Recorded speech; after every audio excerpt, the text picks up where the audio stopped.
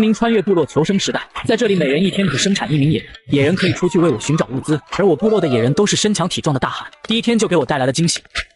欢迎来到部落求生。当前世界是原始世界，在这里你们可能只在荒山、森林、平原、沼地等任何自然景观地带，你们能做的只有一点：活下去。听到系统的话，我第一时间打开了聊天频道。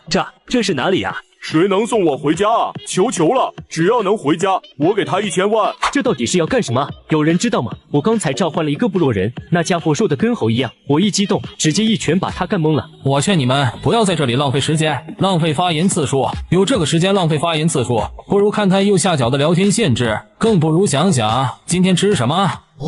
看来一天只能发5条消息。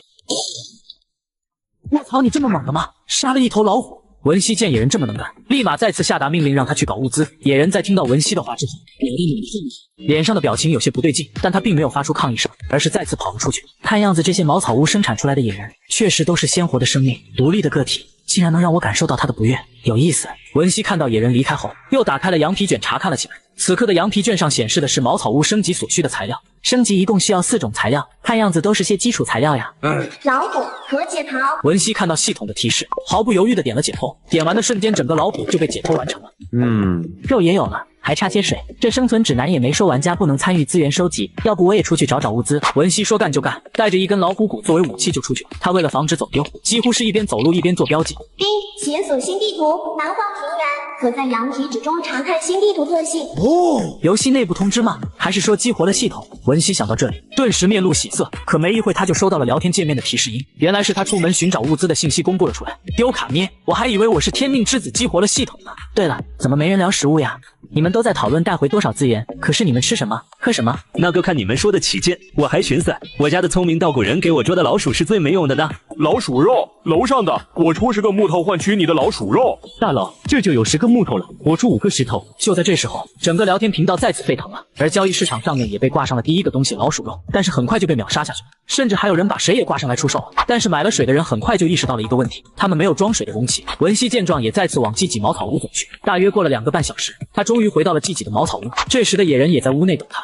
优秀，这次搞了这么得吃的东西回来。小野人，再去收集物资。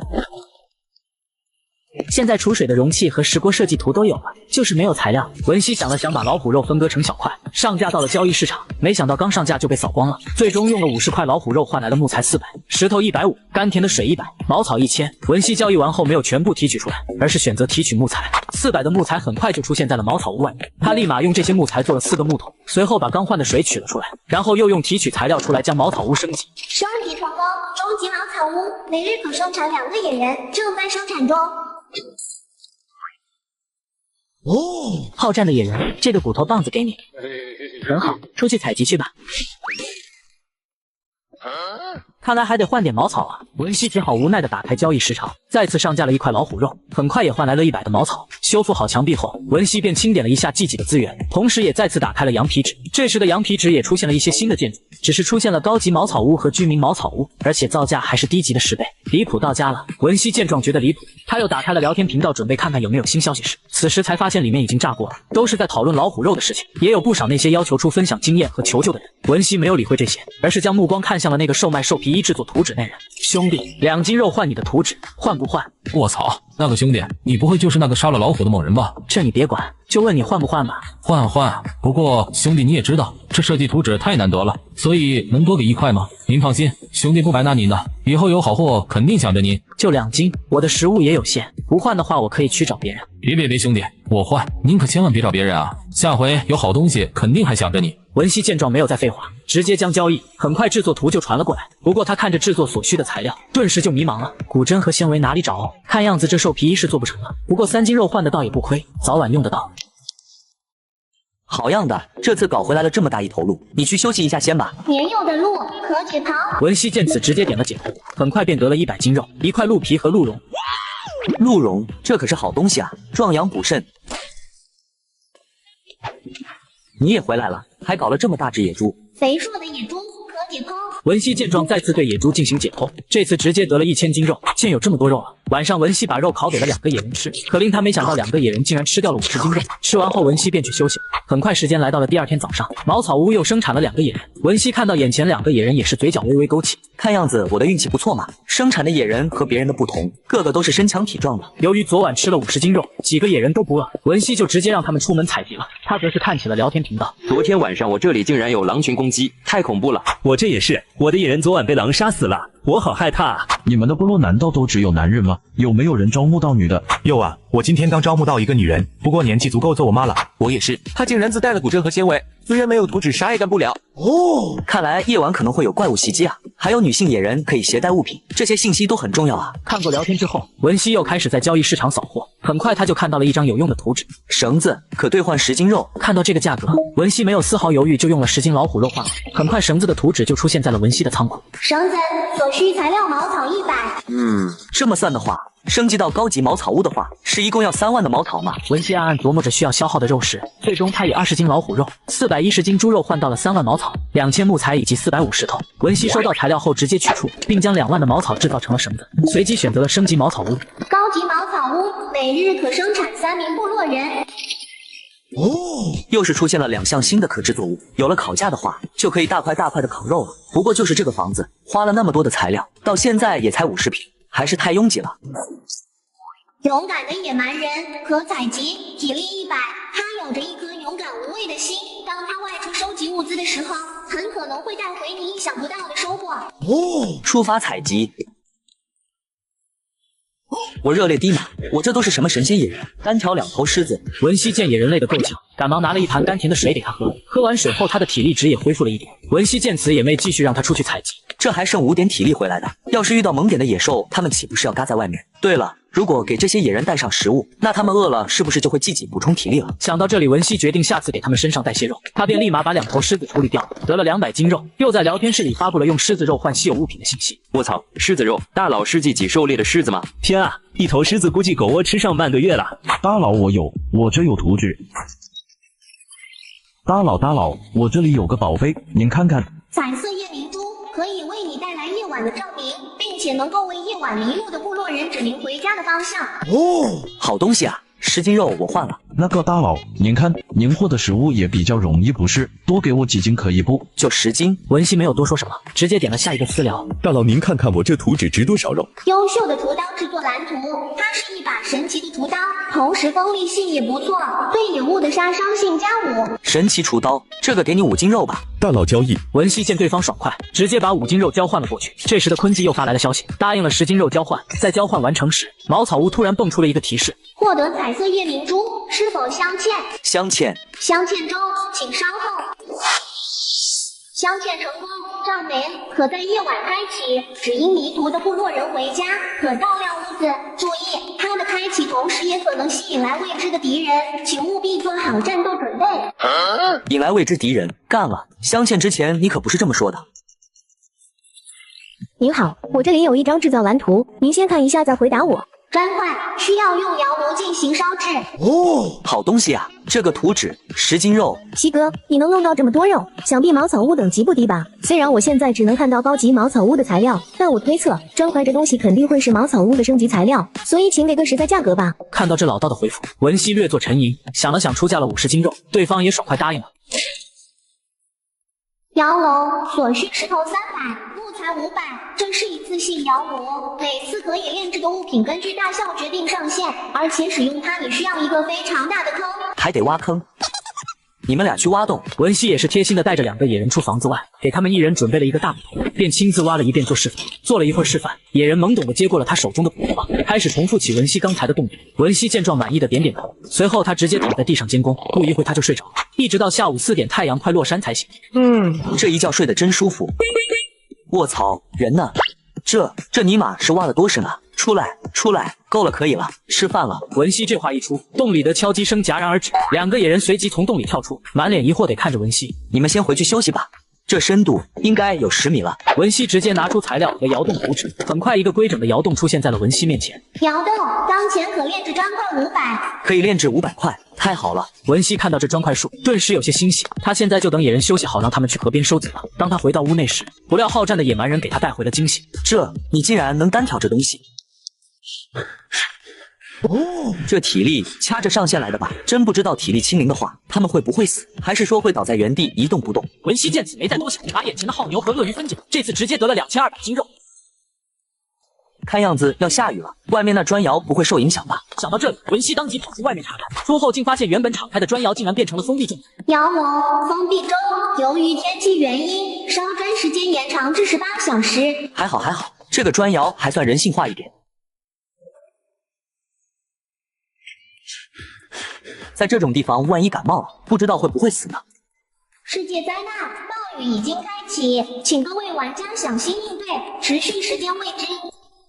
高级茅草屋当前状态，迷失一名部落人，是否开启七彩夜明珠指引方向？文熙看到茅草屋的提示，顿时陷入了犹豫之中，因为恶劣的天气开灯更会吸引过来麻烦。可就在这时，他也隐约注意到了一旁的野人眼底之中的恐惧。在他仔细观察后发现，他们的恐惧竟然不是来源于外面的暴雨天气，而是来源于同伴的缺失。看样子他们也担心自己的同伴啊，可他们才来了不足2天的部落人啊，怎么能在这么短的时间内建立起友谊？考虑到野人的内心感受，文熙还是决定开启了夜明珠，以此来给陷入迷途野人指明回家的方向。果不其然，七彩夜明珠被点亮后，屋里的野人原本焦急的表情也逐渐平复下来。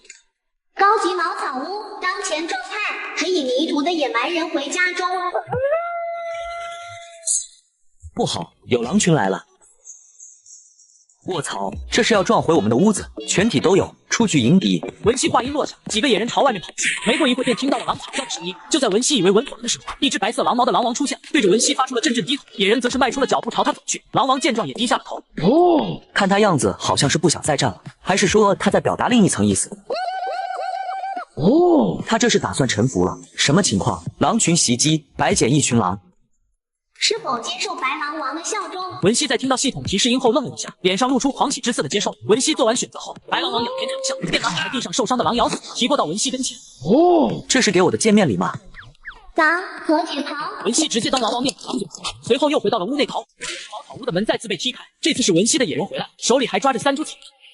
草药可治愈感冒。你辛苦了，来喝完肉汤休息下吧。见野人回来后，文熙关闭了七彩夜明珠，他那悬着的心终于放下。随后他又打开了聊天室，此时的聊天室里都在讨论暴雨的事情，从中得知了终极茅草屋以上会被海怪袭击。文熙看着这些发文陷入了沉思，找这些人说的，我应该也得遭遇海怪袭击才对。不管了，既然已经知道了，下次得注意些了。文熙想完躺住睡，下雨天野人也躲在屋子里睡。很快时间第2天也还是没有停。不过文熙面前再次出现了3个野人，灵巧的野蛮，灵巧的身手可以让他采集到一些你意想不到的东西。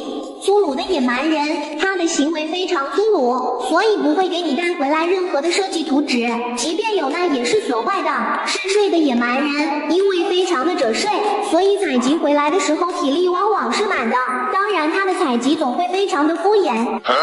这次给我的野人这么奇葩的吗？这嗜睡的野蛮人，你认真的吗？这不是一种病吗？看着外面的暴雨，文熙没有让他们出去，打开了聊天室。哪位大佬有感冒药？我感冒了，身体好冷啊，感觉快要上山了。太无聊了。对了，你们有没有生产过奇奇怪怪的部落人？文熙这话一出，一下子就很多人发出了季吉野人的照片。原来还有很多人一样也是招募到了缺胳膊少腿。文熙这么一对比，感觉季吉还是很幸运的。他没多想就走出了屋子，来到了窑洞旁查看起来。这时的炉子显示还有6个多小时才能出砖。他摇了摇头，再次回到了屋里。这时上次交易砖块的女孩发来了信息：大神，你那里有治疗感冒的东西吗？我用这个跟你换。优秀的木材，它可以取代普通的木材用料，建造出来的东西更为坚固。好东西啊，有倒是有，但是我只能给你1株药草。那也行，总比没有好。交易完后，雨玉收到药材后便煮来和几个野人一起喝。由于在外面淋雨时间过久，他们几个也是都感冒。而文熙这边的野人则是指着草药对着文熙一顿叽里咕噜讲。你是想要带他出去找这些草药？那你们在外注意安全。野人们得到了文熙的许可，便转身朝外跑去。唯独是睡的野人看了一眼又睡。文熙见此也没说什么，他为了收集木材制作高级材料，再次打开了聊天室，在里面发布了一条收购木材的信息。阿哲，大佬这是发灾难财呀！别这么说，人家愿意拿出来1000斤肉资助我们就很不错了，而且这个价格还是可以接受的。说个屁，这么一会儿已经被换掉了180斤了，还不快去换？消息一传出去，1000斤肉很快就被一扫而空。最终文熙也收获了3000干燥的木材，36000的湿漉木材。而另一边冒着大雨去的野人正准备和牦牛展开一场大战。无名部落求生第3天，暴雨天气来袭，所有人都只能躲在家里无法外出。当别人的物资快要耗尽时，我的野人正在与牦牛搏斗收集物资。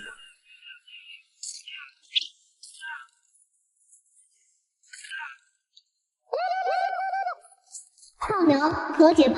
解剖。加上昨天那头，这就有了4800的肉了。即便把它都做成肉干，也有2400斤。这下升级木屋有着落了。文熙这次直接拿出来2000斤牦牛肉收集木材，这些肉面对巨大的市场需求，很快就被购空。文熙这边也获得了干燥木材6000，潮湿木材72000。这下我的木材总和直接突破11万了。等天晴晒干木头，就能升级木屋了。就在文熙高兴之余，殊不知另一边还在外的2个野人遇到了麻烦。一群野牛正喜喜地盯着2个野人，看模样是不杀掉他们不会罢休。2个野人交流了一下，灵巧的野人就闪身攀爬到了崖壁上，头牛顿时气得冒烟。很快，灵巧的野人又抛下一条藤蔓，把聪明的野人拉了上去。牛群气愤的当场去世。而文熙这边见砖块烧好了，2个野人还没回来，心急如焚的在屋里乱洗。你们终于回来了，担心死我了。自然结晶可与商人交易特殊物品啊，这算是这个世界的硬通货币吗？还有与商人交易，这都3天了，没见有人提起过商人啊。您好，领主大人，我是一名旅行商人，老远我就闻到您这里的饭菜香了，不知道我们能做一个交易吗？这就是商人，正愁没办法接触到商人呢。交易自然可以，不知道你要交易什么呢？我希望和你们吃一样的食物，然后作为交易内容，我允许你在我的普通背囊中选一样物品，如何？文熙听到这话，顿时来了兴趣，赶忙邀请商人进来一同吃晚饭。土拨鼠吃饱喝足后，把他背包拿了出来，倒了5样图纸出来。就这5样东西啊！真是对不起，我只是一个贫穷的旅行商人。别生气，别生气，我并不清楚商人的结构与名称，失礼了。哼，这次就算了，不同的商人带的货物大都不相同。如果说货物多，那得找贸易商队，而不是行脚商人。听到商人的话，文熙把目光看向了那5个图纸，不料全是草药图纸，而且还都是补药。这大补汤和强参汤都挺不错。人类，我劝你选这个。怎么，你这小气的土拨鼠，不会是舍不得这个配方吧？文熙没有理会商人，拿起了强参汤的图纸就制作，还当着商人的面连喝了3碗。这味道绝了，还别说，这强参汤还挺好喝的。你这么做会洗的，草药汤要分3次喝，而且每一次的药效都更强。你好好看图纸。不对劲，身体好热。我可以救你，但是这样一来我就违规了。不过我还是希望你能走得更远，吃了它吧。散药丸，它能散去身体无法承受的药力。文熙难受的没有犹豫，当场就吃下了散药丸。吃下的同时，他也倒在地上睡了过去。土拨鼠见状摇了摇头，准备离开。不料这时嗜睡的野人把文熙的自然结晶拿了过来。自然结晶，这是你们在灾难中寻得的吗？看着土拨鼠那惊讶的表情，嗜睡的野人没有理会，对着他挥了挥手，示意他离开。土拨鼠见状，赶忙溜之大吉。时间来到第2天早上，文熙这才逐渐恢复意识。他起身才发现自己的身材竟然变强了。好家伙，8块腹肌，就连大腿的赘肉也消失了。今天又多了3个野人。胆怯的野蛮人，他非常胆小，但他能给你带来意想不到的收获。莽撞的野蛮人，他的莽撞也可能会给你带来好运。能吃的野蛮人，能吃是他的特征，力气大也是他的特征。这么算，我也有了11个野人了。但是那个嗜睡的野人和这个胆小的野人，简直是2个卧龙凤雏啊！文熙没有多想，就去弄了早餐。吃过早餐过后，这些野人身上的状态全都是不可采集。文熙今天便没有安排他们出去。就在这时，交易夜明珠的坤记发来的消息：大佬，我这里有骨针和纤维，不知道你收不收？烧啊！你有多少？骨针只有2根，不过这东西可以重复利用。纤维的话我有200，但是这东西都是无价的，不知道大佬您能给我多少肉？20斤肉换你的骨针和纤维，怎样？坤记通过上次的交易也知道文熙个性，这次直接爽快答应了。在交易完后，达文西立马用骨针和兽皮制作了一些皮衣。野人穿上衣服后的采集状态竟然又变成了可采集。这时聪明的野蛮人也主动提出要出去采集。外面还是太危险了，等着灾难过去吧。反正我们现在的食物也还很充足。野人听到这话也是有点失望。就这样，他们在屋子里躲了3天。第3天早晨，雨终于停了。由于3天又生产了6个野人，达文西这几天也消耗了1500斤耗牛肉，猪肉则是彻底吃完了。恭喜各位度过第1个天灾，雨过天晴是一个采集资源的好时刻。出发采集，得到达文西的命令，一行野人和狼朝着一个方向前进。嗜睡的野人则是看了一眼又睡了。达文西没有多理会，来到窑洞把砖块取出，随后又把那些潮湿的木头取出来晾晒。而野人这边也来到了一丛林之中，狼王对着野人发出阵阵低吼。聪明的野人对他点了点头，就和狼群分开了。野人一阵交流，也分成了4个小队行动。很快，第一队聪明的野人就发现了异样，有2头老虎正在互相示威，其中1头还喘着粗气，看样子是刚争斗完。聪明的野人见状没有犹豫，直接冲上来将2只老虎拿捏，便安排2个野人先将老虎带回，其他人则是继续搜寻。真不错啊，这才出去一会就搞到2头老虎了。达文西直接把2头老虎解剖了，把肉放到交易市场换了升级茅草屋的材料，随后又把茅草屋升级成了初级木屋。升级成功，获得以下特性：可可加速恢复野人体力，增加野人的最大体力值50。太好了，体力上限提升了，意味着野人战斗力更强了。还有这个加速恢复体力，他们就可以进行更多次数的采集了。丛林部落求生第4天，暴雨危机已过，别人的野人已经嗝屁，我的野人第一时间就给我带回来了2头老虎。我利用老虎换来升级茅草屋材料进行了升级，很快又得了3个野人。温柔的野蛮人，他可能会带回来一些野兽幼崽。贪吃的野蛮人，他非常的贪吃，什么都会忍不住尝一口，这也给他带来了强大的解毒体质。愚笨的野蛮人，他非常的愚钝，所以不要试图教会他做什么，祈祷他不会给你添乱就好。达文西看着3个野人有些无语，他见天色已经渐暗了，就没有让他们出去采集。可除了带老虎回来那2个野人，其他野人一个都还没回来。你们千万不要出什么意外啊！然而野人这边还真就遇到了麻烦，由于他们采集的猎物太多，他们正在商量怎么搬回去。最终聪明的野人还是决定派人回去报信。就这样，疯癫的野蛮人跑了2个半小时，终于回到了木屋。好，跳得好，这是我来到这个世界看到的第1段舞蹈，你很有天赋。疯癫的野人见达文西没有理解他的意思，着急的再次手舞足蹈，这也把一旁嗜睡的野蛮人吵醒。嗜睡的野人见状，直接过来拉着达文西就朝外跑去。新来的3个野人和带老虎回来的野人也一同跟了过去。可刚跑一会，带路的疯癫野人直接停了下来，在原地拍起了手。太离谱了，这次看着不像跳舞了，这是犯病了吗？嗜睡的野人一巴掌下去，叽里咕噜的叫了几声，疯癫的野人顿时恢复了正常，便继续赶起了路，来到自家野蛮人这边。嗜睡的野人倒头就睡了。我热烈低马，我的野人这么勇的吗？都能猎杀大象了。达文西看着眼前的物资，顿时惊呆了。就在达文西惊讶之时，聪明的野人对着那3只大象比划着。达文西也懂了他的意思，原来是要叫他过来分解掉，好搬运回去。达文西没有犹豫，直接将3头大象分解了。分解完正准备返程时，恰巧天色已经完全黑了下来。我立个斗，望开7彩夜明珠了，我们回不去了。野人听到达文西这话，顿时有些惊慌，而他们的发出的骚乱声吵醒了嗜睡的野人。嗜睡的野人醒后站起来，对着他们愤怒地吼了一声。躁乱的野人们瞬间安静了下来。而这时聪明的野人一直对着达文西用手比划着，看着他这么卖力的比划，达文西也知道了他的意思，当即在交易市场交易了木材和石头，将交易来的木材和石头做了一个篝火堆。这次真是草率了，来时走的匆忙，没有做标记，这下我们要嘎在迷雾里了。达文西见到野人们都沉默了，他为了转移野人心里的恐惧，把大象肉开始烤制起来。而经历过这一切的聪明野人，他双眼中闪烁着凝重的神色。达文西发现后，心中也有种不好的预感，他便打开了聊天室询问起来：你们有人晚上在部落外露营过吗？我没有具体在外面试过，我的野人试过，但第2天我就发现我的人口变了，应该是洗了。大佬，什么情况？难道大佬被困在营地外了？在营地外过夜很危险的，我的野人就是过夜洗在了部落200米外的地方，洗相很恐怖的。你被迷雾困了没？那些东西可以用火驱散的。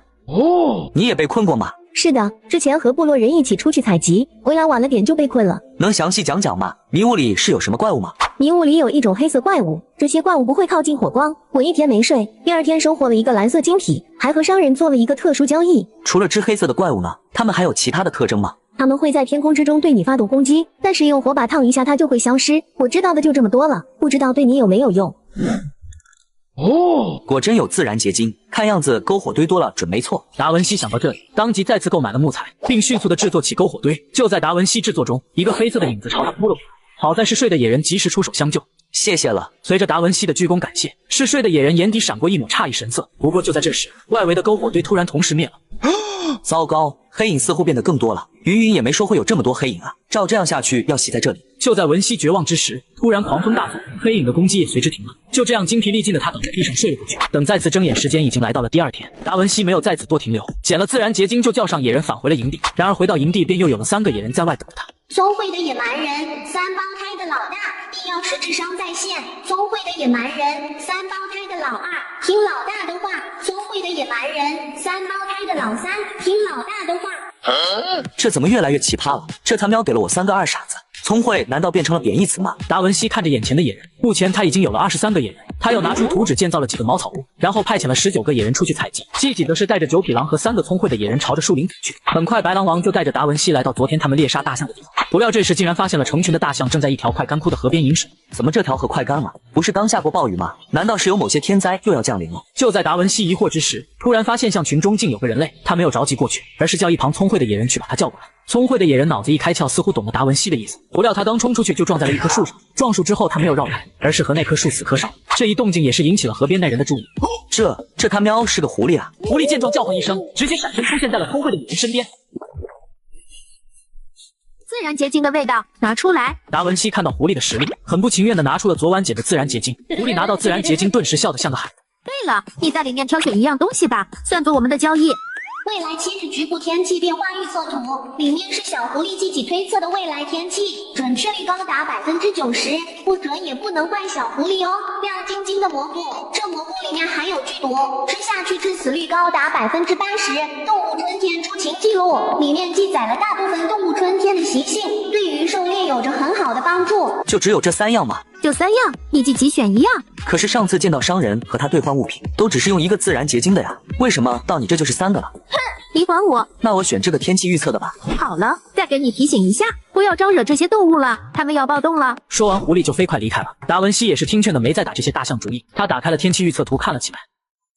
卧槽，这命部落求生第5天，暴雨危机过后，当别人还在庆幸时，我已经出门冒险，还偶遇了野外的行走商人，和我交易了一份天气预测图，从中我又得知了7天后将有干旱来袭。这天气预测图说7天后会干旱和动物暴乱，我得存够1个月的水才行。达文西随即就制作了100个木头，然后用了6天木材换来了3000升水。他见屋子里太乱，便叫了2个聪慧的野人过来整理。不料2个野人直接无视达文西的话，还对他翻起了白眼，直到他们老大对他们叽里咕噜了几句，2兄弟才肯过来干活。等等，不是往外面搬啊？丢卡面就很离谱，以后我再叫你们2个做事，我就是狗。不过这些野人好像从没洗过澡呀，太久不洗身体也容易患病啊。想到这里，达文西又兑换了一批水，让野人尽情的洗了4次。他则是来到砖窑旁把砖块提取出来，加上上次提取的砖块，他已经有了1000砖块。照这个进度，明天下午就可以升级到终极木屋了，木材也要提上日程了。说完，达文西就直接上架了1万斤大象肉收购木材，一时间聊天室里直接炸锅了，都是在讨论他收购木材的事，也有不少人猜测到他要升级木屋。很快1万斤大象肉就被抢空了，达文西也得了20万的木材。随后他又用图纸将木材全部升级成了优秀木材，最终只得了2万的优秀木材。距离升级还差8万啊。这样最少还得用4万斤肉去换木材。很快时间来到了晚上，野人又给他带回了10头水牛、5头野猪、15只鹿、1只老虎和2头大象。分解处理完后得了3万斤肉，他没有选择一次性挂出去，而是再次挂了1万斤大象肉便回去睡觉了。然而这时得聊天室里各个玩家看到，又是一顿议论。我原本以为今天得了1头梅花鹿就是很大的收获了，直到看到西哥上架的大象肉，我就是个垃圾。又是1万斤的大象肉，这最少的4只大象了吧？西哥这是搞了一个大象族群吗？这怎么可能打得过大象啊？就很离谱。你们还在讨论西哥多阔绰的时候，我已经偷摸的把部落升级到了木屋。我想我应该是除了西哥以外的第2人了吧？这条消息一出，众人见到更是羡慕不已。而这时的达文西已经睡着，根本不知道已经有人逐渐追赶上来了。很快时间来到了第2天早上，天气果然更加炎热。达文西安排好野人外出采集后，这时的云云也发来了信息：西哥，我这里收购了一份重复的图纸，想跟你换点肉。石墙制作1米需石头100。好东西啊！真是瞌睡来了送枕头，我确实很需要这东西。100斤鹿肉交换够不够？太够了，谢谢啦。其实这东西也是我用5斤苹果换的。苹果？我怎么把水果这么重要的东西忘了？这玩意可以给野人外出带着吃。你还有多少水果？挺多的，大概10斤左右吧。行了，这些都一起给我吧，我再多给你100斤鹿肉。这不行，我本来就占你便宜了，怎么还能贪得无厌了？达文西见云云拒绝，直接把肉交易了过去。云云见状，只好接受了达文西的好意。对了，作为上次你给我的情报，这回我也无偿给你一个情报，尽可能多收集水，到时候有你发财的。哎，发财？莫非西哥掌握了某种情报吗？云云心想没有多虑，也是听了达文西的话照做。达文西这边刚整合好物资后，这时木屋又生产了3个野人。勤奋的野蛮人，他总会想要做点什么，如果不命令他，他可能会好心办坏事。执着的野蛮人，他会照着一件事情去做，哪怕是你命令了，他可能还照着之前认定的事情去做，做到他满意为止。耳背的野蛮人，除了耳朵不好使，但他的心灵一定是美的。他见3个聪慧的野人和新来的野人没有提议，便让他们几个挖起了地窖，他则是在一旁监工。不出意外的，他又是倒头就睡了。等再次醒来时，才发现耳背的野人正在搬运挖出来的土往木屋堆。我立个斗，让你们挖地窖，你们别把土往木屋倒啊！没听清吗？我说别往屋子里扔土了。这次耳背的野人点了点头，达文西以为他听清了，结果他直接提了土进了屋里，不料一会就被嗜睡的野人丢了出来。嗜睡的野人也是哇哇大叫，准备和耳背的野人干架。别打架，别打架，这种你就好好教育一顿就行了。用这个。达文西说完就递上了一根藤条，嗜睡的野人接过藤条，对着耳背的野人象征性挥了挥，吓得耳背的野人顿时成了孙子。然后嗜睡的野人对着远处的空地比划了下，耳背的野人似乎懂得，连连点头。爸爸教育儿子真典型。嗜睡的野人教训完耳背的野人后又点头去睡。这时外出采集的野人带着制作图纸回来了。除了第1天得过制造图，好久没有得了。快给我看看！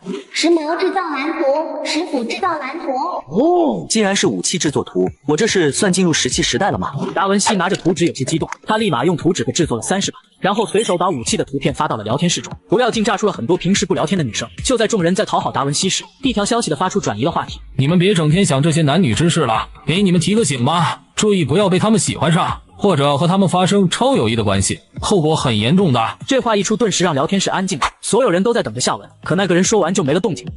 这都是壮汉，能有什么超友谊关系发生？达文西没有多想，让刚拿图纸回来的野人选了把武器，便继续让他去采集。这时又有3个野人带回来了4只傻狍子。傻狍子和解剖某地生产的傻狍子，这里也有，不过这些都嘎了。真想见一见活的，看是不是传说中的那么傻。老板，3怪收好了。太好了，终于把终极木屋的材料凑齐了。初级木屋当前状态可升级。升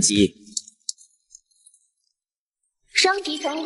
终极木屋当前最大容量人数3席人。随着系统音落下，达文西手里也出现了新的羊皮卷。此时的木屋状态又新增了畜牧栅栏和木质巨马设计图纸。这东西都太及时了，有了木质巨马，到时候动物躁乱就可以阻挡一下了。就在达文西高兴之余，白狼王过来对着达文西低吼了起来，看样子是要让达文西跟着他走。达文西见状也没有犹豫，就跟了上去。这你让我给他搞。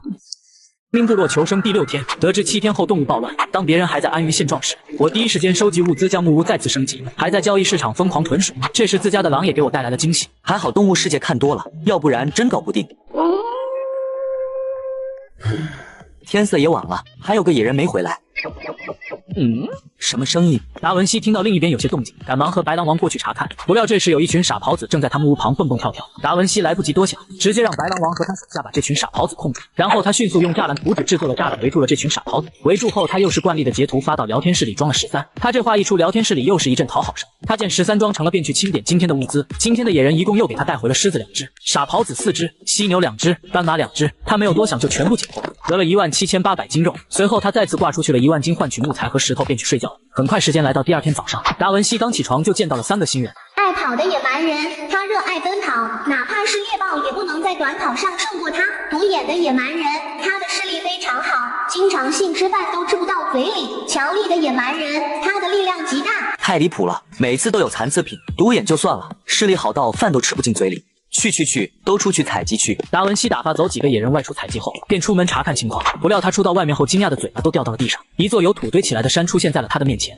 我操！这执着的野人也太执着了吧！这是挖了一晚上吗？可以了，不用再挖了。达文西这话一出，执着的野人并没有停下的意思。他暗暗想了想，只能让他去做其他事情。于是他又是拿出了图纸，做了2个木屋。木屋特性1：减少炎热和寒冷带来的影响。特性2：岩石腐败，水源不蒸发。不错，这属性正好是我想要的。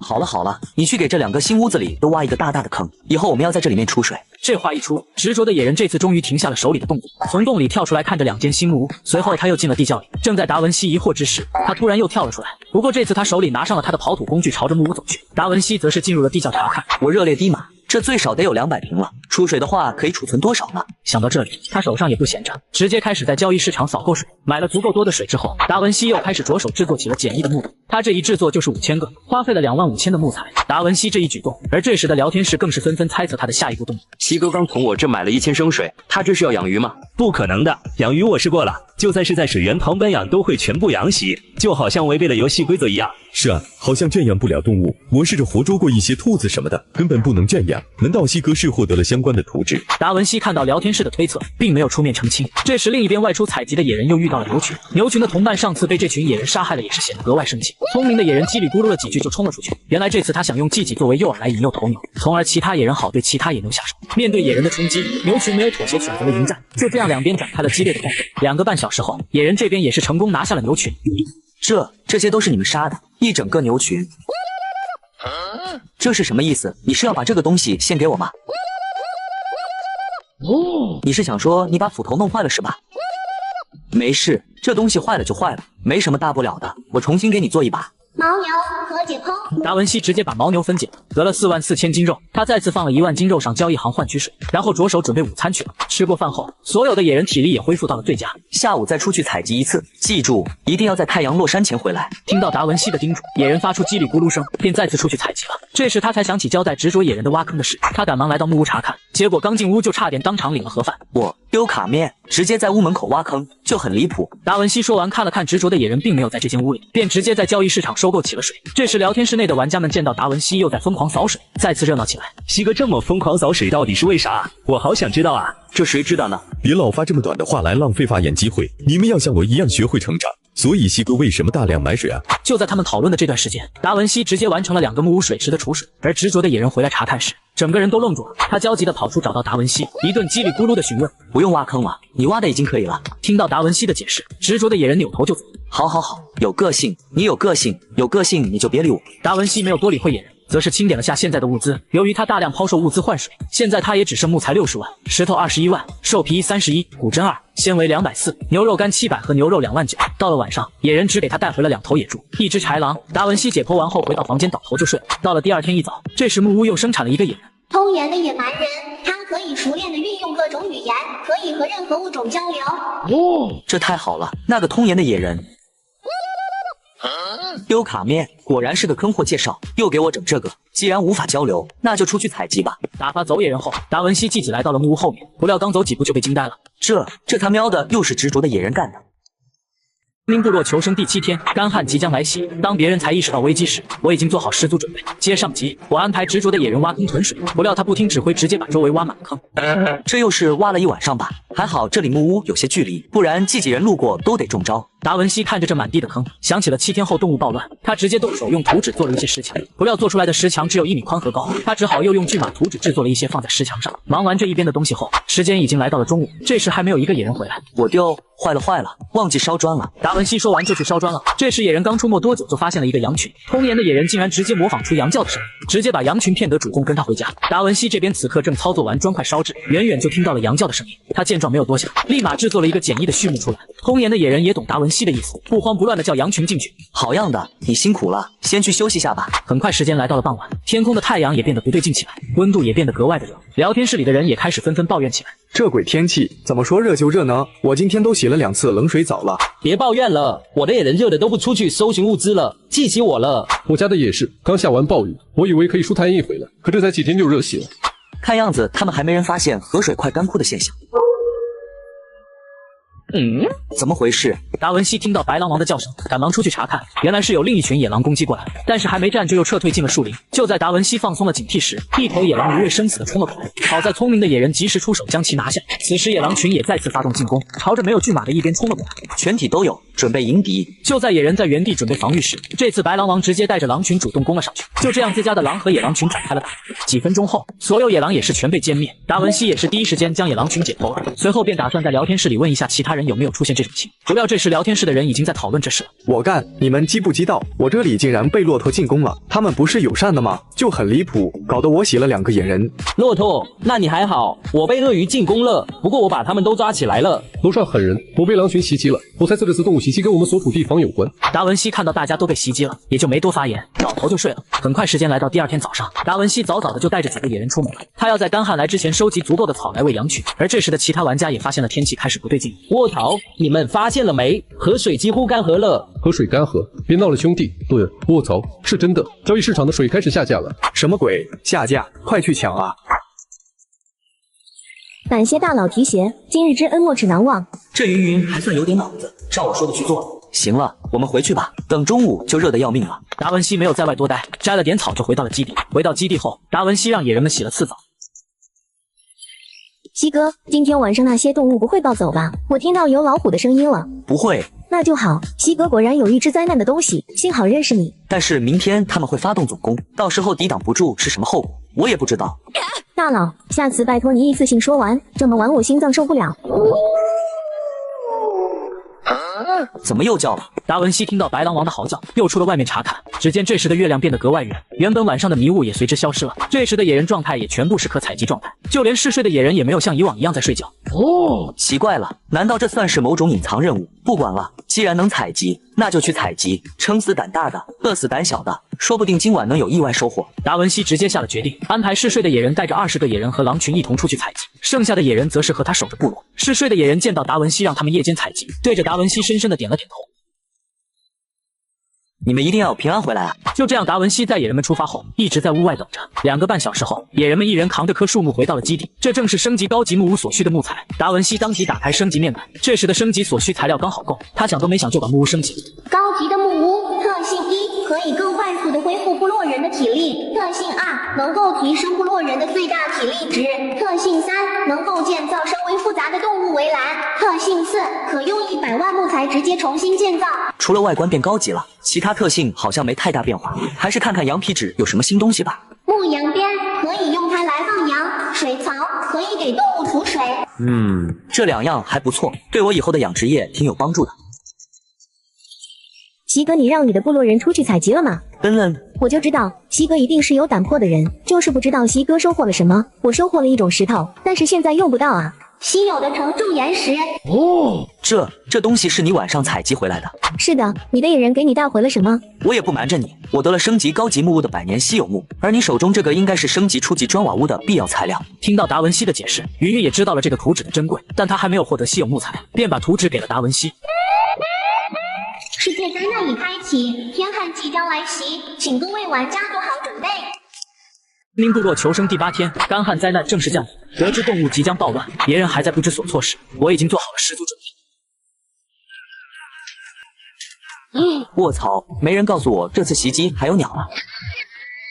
看来这些鸟的首要攻击目标不是人类，而是这些牲畜。老子辛苦这么多天才弄来的牲畜，怎么可能全让你们给杀了？达文西说完，愤怒地拿起石斧就跑到羊圈这边。来到时，羊群和傻狍子已经被啄得狼狈不堪了。达文西也是用石斧对着天空一阵乱砍，然而这些攻击对啄木鸟没有起任何效果。对了，老子有牧羊鞭啊！想到这里，达文西当即制作了一个牧羊鞭。他拿到鞭子的瞬间，直接打出了一套闪电的羊鞭。有了合适的武器后，达文西也是控制住了局面。不料这时在攻击野人们的啄木鸟不对劲，全部集体把攻击对准达文西。我操！年轻人不讲武德，围攻老子，你们好自为之。年轻人，你不讲武德，那就别怪我不讲道德了。逼我用化学武器，这下看你们还怎么嚣张！你们几个清理一下这里吧，这血腥味太重了。野人们一脸懵逼，达文西只好让他们先去打水过来，他则是将战败的动物全部捡回。这次他一共收获了9500斤肉和58张兽皮，2只活的啄木鸟。所有人把水泼在地上，然后用土把这边的血盖一下。几个野人听后开始行动，不料聪慧的野人3兄弟这时又出了意外，直接把水往身上冲。没想到这下冲得野人兄弟手机进水了。手机进水不要紧，可以转换一台。我这台华为 Mate 40 Pro 比新机便宜了2000多，省下来的钱都能再买2双球鞋了。而且转是个官方页二手平台，每台手机都经过工程师全面检验，比一般的二手要靠谱。上面的二手笔记本也挺划算的，推荐你也去转。达文西见此也没多理会。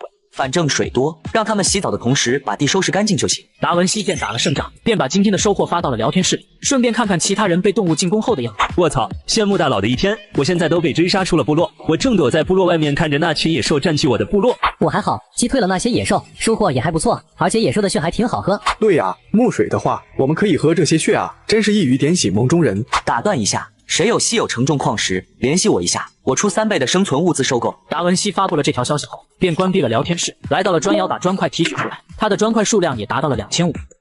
友情提示：受到天旱影响，所有野兽危险程度+1，请小心野兽的袭击。又来了吗？达文西这次不敢前往查看，他跑到树屋2楼观察起情况。果然羊圈这边一只羊跑了出来，达文西当即在树屋叫白狼王前去拦截，好在及时发现，这才没有造成损失。很快夜幕再次降临，野兽的嚎叫声再次响起，但这次野兽并没有发动进攻，很多人整夜不敢入水。达文西看准时机，把3万升水上架到交易市场。这时聊天室里的人又是一顿议论：干了，这些可恶的商家发灾难财，以后别让老子遇到你们，不然老子肯定剿灭你的部落。别，兄弟，别激怒水商了，他们在这种时候真的什么事都做得出来。兄弟们快去买啊！现在已经有大批量上架100亿木材换水的了。幸好那天遇到了狐狸商人，不然的话我应该也和这些人一样了。达文西大概玩倒头就睡了。很快时间来到了第2天早上，木屋外一大早就来了一群牛，自家的野人也抄起武器进入了战斗状态。达文西也没敢下楼，在楼上观战。卧槽，这群牛的体型也太大了吧！这要是杀了解剖，怎么也得2000斤肉吧？面对大体型的牛群，野人这边战斗力显然是有些不够。好在执着的野人挖了足够多的坑，这使得很多牛在冲锋的时候掉进坑里。野人见有了优势，便上前迎敌。就这样，两边展开了一场大战。2个半小时后，不少野牛已经被征服了，还有剩余几只则是逃跑。达文西也没让野人继续追上去，因为有些野人的体力已经下降到冰点。这下芭比 Q 了，这天气炎热，野人的体力下降的也快，万一这牛群杀个回马枪，可就拎嘲讽。你们快去冲个澡休息下，这里我来善后。2和解剖。解剖，达文西把牛群解剖完后，又得了23000斤肉，这也使得原本见底的存粮再次回升。就在他打算回屋拿水清理战场时，突然传来一声牛叫，这声牛叫直接让达文西再次戒备起来。他沿着叫声一边走过去，原来是还有几头牛掉到了坑里。他见状又建造了个木屋，将几头还活着的牛养了起来。忙完这一切，他便回去洗了个澡，悠哉地看着聊天室里的情况。完了完了，我这里来了一群犀牛，他们竟然会冲阵，直接把我房子冲没了。这么强，我这里就是来了一群鹿，他们把我的茅草屋啃了一部分，然后就走了。这群变态的野兽，一群兔子过来拆我祠堂，痛惜我了。我现在下面还在流血。你们快看，那群狗水生又抬价了，为什么他们的部落没事啊？达文西见状也忍不住打开了交易市场，这时的水价竟然涨到了150木才换1升水的地步，他随即也跟着上架了5万升水。有钱不赚是傻子。很好，今天这批砖出来就有4000了。今天起床后并没有什么动物过来暴走，达文西也放松了警惕。他先是打开了交易市场查看水的情况，不料这时发现竟然有人在抛售砖块，他想都没想直接用3000肉拿下了3000砖块。这时他的砖块数量也来到了8000，交易完后便照旧打开聊天室，不料这时的聊天频道里都是一阵叫惨声。我的部落已经饿死2个部落人了，好伤心啊！求求大佬们给我点吃的吧，我的部落几乎洗绝了。求求各位给口吃的吧，我的鳄鱼宝宝快要饿死了。鳄鱼爸爸威武，求水，人家这都饿小了。妹子私聊，食物和水，你鳄鱼爸爸有的是。轰，这就上钩了，想要我你也配。眼前这个女的是玩家里为数不多的满部落人玩家，她部落里最差的野人都是正常人，没有像达文西一样有些残缺的野人，加上她一直在聊天室里骗吃骗喝骗资源，她的实力已经非常强悍。小姐姐，来，这些水和食物先给你垫先。小女子献美梦，感谢公子的馈赠。明部落求生第9天，干旱已过，酸雨即将来袭，所有人都在庆幸时，身为主角的我时刻打醒着12分精神，在市场疯狂囤物资发育。风云凝聚，这是要下大雨的前兆啊！这个温度不仅没有下降，反而更加闷热了。达文西见天气异常，赶忙打开聊天室看有没有信息，不料这时的人都在兴高采烈地讨论着下雨。与此同时，交易市场上水的价格也调回到了原来的样子，而这时不少人认为要下雨了，便把存的水全部上架了。达文西见状，直接收购了20万水。不好，是酸雨。达文西说完，赶忙回到了屋里。这时的其他人也都发现了异样，纷纷在聊天室里讨论了起来。神啊，救救我吧！我现在浑身烧灼的疼痛，这让我怎么活啊？你还好，只是烧灼的身上，我直接用嘴巴接的，舌头直接干烂了。你们只是烂了表面，我是烂了男人最重要的地方啊！我没衣服啊！这话一出，玩家们纷纷意识到了事情的严重性。就在他们反应过来水源时，这时的水已经全被扫购一空。我操，水源市场空了，到底是谁拿了水源啊？水是谁？刚才洗劫了我的水源，兄弟这么做不地道啊！所以麻烦把水还给我。就在达文西还在庆幸时，酸雨也下得更大。其他几间茅草屋也正在被腐蚀，达文西只能眼睁睁地看着，他没多想倒头就睡了。很快时间来到了第2天早上，酸雨依然没停，达文西只好在屋里烤起了肉，他还不忘在聊天室里装了一波13，这也使得原本沉默的聊天室炸了起来。他也从聊天中得知了优秀的石锅只有季即有，于是他产生了个大胆的想法，直接制作石锅出售。没想到刚上架就被秒了，就这样他搓了一整天石锅，最终上架了1万个石锅，换来了50万石头。无惊无险，又到6点下班。什么情况？雨停了，还搞了2道彩虹在我这是什么意思？达文西见到彩虹落在自家部落，没有多想就走进了查看。当他来到彩虹旁边时，突然一个私聊界面出现在了他面前。请问你那边有食物和水吗？我的部落快坚持不下去了。是否接受王德发的归降？温馨提示：对方归降后，升起大权掌握在你手中，忠诚度高于60级为不可叛变，忠诚度过低可直接诛杀。还有这操作，这不会是要出什么新规则了吧？既然能查看忠诚度和诛杀，对我没有什么不利的。接受归降。就在达文西选择完后，彩虹发出了刺眼的亮光，随后达文西面前就跪着一行人。我的投降就投降，我怎么还跪下了？不用行此大礼，爱卿请起，快请起。那个，我是叫您主人还是？叫老板吧，叫主人总感觉怪怪的。好的，老板。那个老板，能不能给我们一些食物和水？我们好多天没吃东西了。没问题，不过我这里的木屋可能装不下你们这些人，我再建2个小木屋给你们。感谢老板。这些你们先拿去吃吧，我顺便研究下投降之后你能做什么。王德发点了点头，便去吃东西了。这时另一条彩虹也发来了私信：达文西，不会是聊天室上经常传的西哥吧？不敢当。怎么，有没有兴趣臣服于我？臣服后我们全力对挡，我不会命令你做任何事情，但是发生了战争，我们要一致对外，强联手，你觉得怎样？哦，联手？那为什么不是你臣服于我？臣服你一条老，你也配？那还废话什么？我们现在面前就2个按钮，既然谈不拢，那就宣战吧，用实力说话。你个喜男人，竟然不知好歹，那就战！失败的一方为卑为奴。双方说完就出现了对方的位置图纸。就在达文西还在犹豫要不要过去攻打他时，野人们拿着武器叽里咕噜地对着达文西喊道，很明显他们是在表达战斗的情绪。既然这样，目标敌人大本营，我们一起出发。达文西下达命令后，野人飞速带着他朝目的地跑去。另一边的谢美梦并不知危机正在临近，他还在思考如何进攻达文西。根据战争提示，只要将对方的主建筑物破坏，就算胜利。你们两个去偷袭达文西大本营。野人接受了命令后，直接跑出了营地。他们也是聪明的选择了野路，没有和达文西他们碰头。达文西这边一路急行军没有停留，终于在临近傍晚赶到了谢美梦附近。而这时的野人体力都已见底，他们选择了原地休息，等体力恢复再进攻。达文西拿出了食物和水，让野人们吃个痛快。就这样吃喝休息了2个半小时，他们的体力终于恢复上去了。进攻，直取敌军谢美梦部落。达文西话音落下，野人像发了疯似的朝谢美梦部落冲去。谢美梦也很快听到了外面的动静，然而这时的他丝毫不慌。哼，愚蠢！明明有机会偷袭，却选择正面袭击，真不知道是傻还是什么。全体都有，准备迎敌。人民部落求生第10天，酸雨灾难已过，新功能刷新，部落之间开始进行战斗。失败的一方即将成为奴隶。接上集，敌方阵营谢美梦不讲武德，准备偷袭。达文西正面冲锋，双方即将展开大战。怎么会这样？他怎么有这种武器？小子，再给你一次机会，投不投降？哼，我这么大的美女，你竟然叫我小子，瞎了你的！说，继续往下说。你要知道，宣战了我就有权利杀你，你怎么敢满嘴胡沁呢？不敢了，不敢了，我错了。那你现在要杀了我吗？达文西没有理会他，观察起了他的发展情况。这时细心的他也是发现了这边少了2个野人，少了2个。他这么富裕，不会养不起30人？难道他让人去偷我家了？你这里怎么才28个野人？还有2个去哪了？这个呀，他们酸雨出去采集洗在外面了。老板，我们抓到了2个鬼鬼祟祟的家伙，看他们样子是想烧掉我们的部落。小子，你不老实啊，差点我就信了。哪有？如果欺骗了你，就让我后代世代为娼。你这个誓言够毒的。实话告诉你吧，我部落传过来消息了，说是抓到了2个野人，好像是想烧掉我的部落。可恶，竟然没得逞。达文西没有多说，把谢美梦押到了外面，然后便把他的部落拆了。恭喜您歼灭谢美梦部落。由于您是第1个歼灭部落的人，是否将名字公布在世界聊天室？不公布。随着达文西话音落下，紧接着聊天室里出现了游戏通知。特别提示：玩家星号西在部落相遇战中首次达成成就，征服1个部落，歼灭1个部落。鉴于星号西的优异表现，天害灾难延迟3天，请3天内各部落进行最终决战。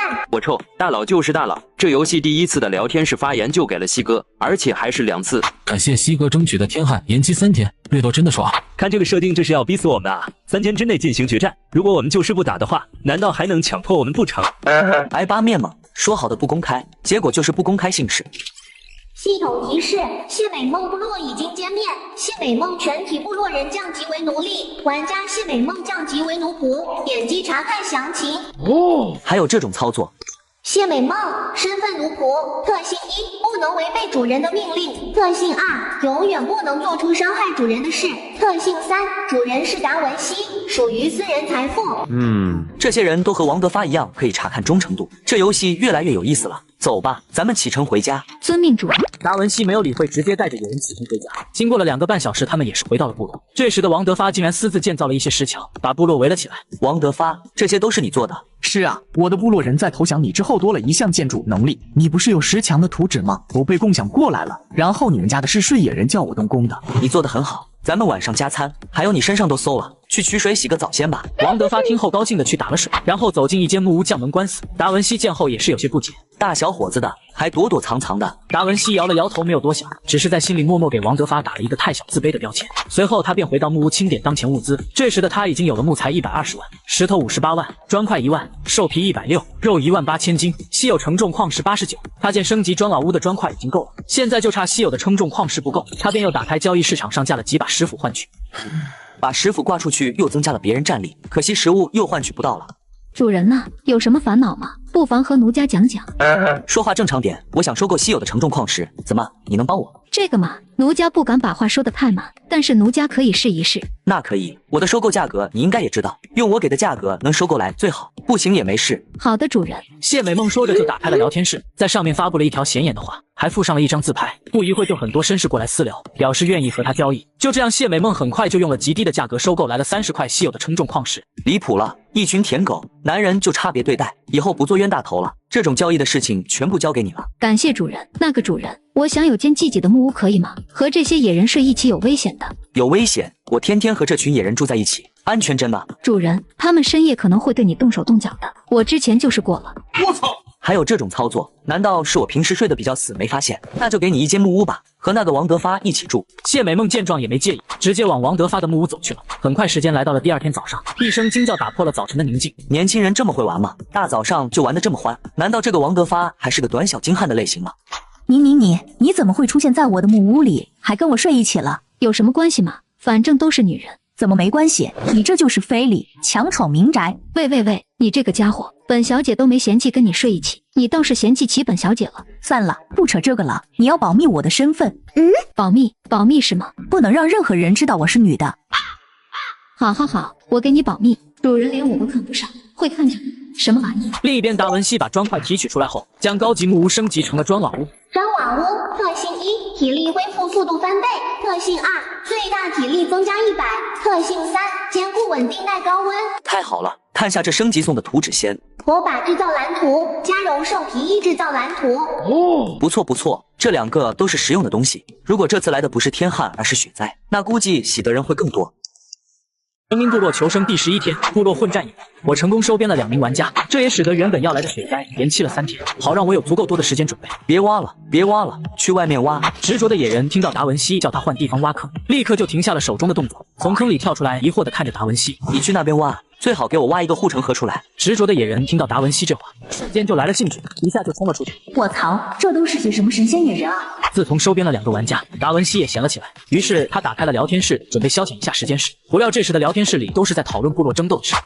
我部落30个人跟一个16个人的部落打了2天，我洗了14个，他才洗了3个，我都要气死了。你还好，我是1个人打2人，他们都是串通好一起攻打我的。气哭了，他们2个壮汉欺负我一个小姑娘，我好害怕。万一战败了，听说要做他们的奴仆，那我还不如洗了算了。看样子还是女性部落少啊，还好我运气好，遇到第1个玩家就是愿意投降的。第1次部落战争已结束，天旱灾难结束。又一个灾难过去了，下一个不知道会是什么呢？西哥，你那边怎么样了？挺好的，你没看到之前的系统通知吗？抱歉，我真没注意。醒来之后就发现我的野人和别人打起来了，这几天一直在忙着打架。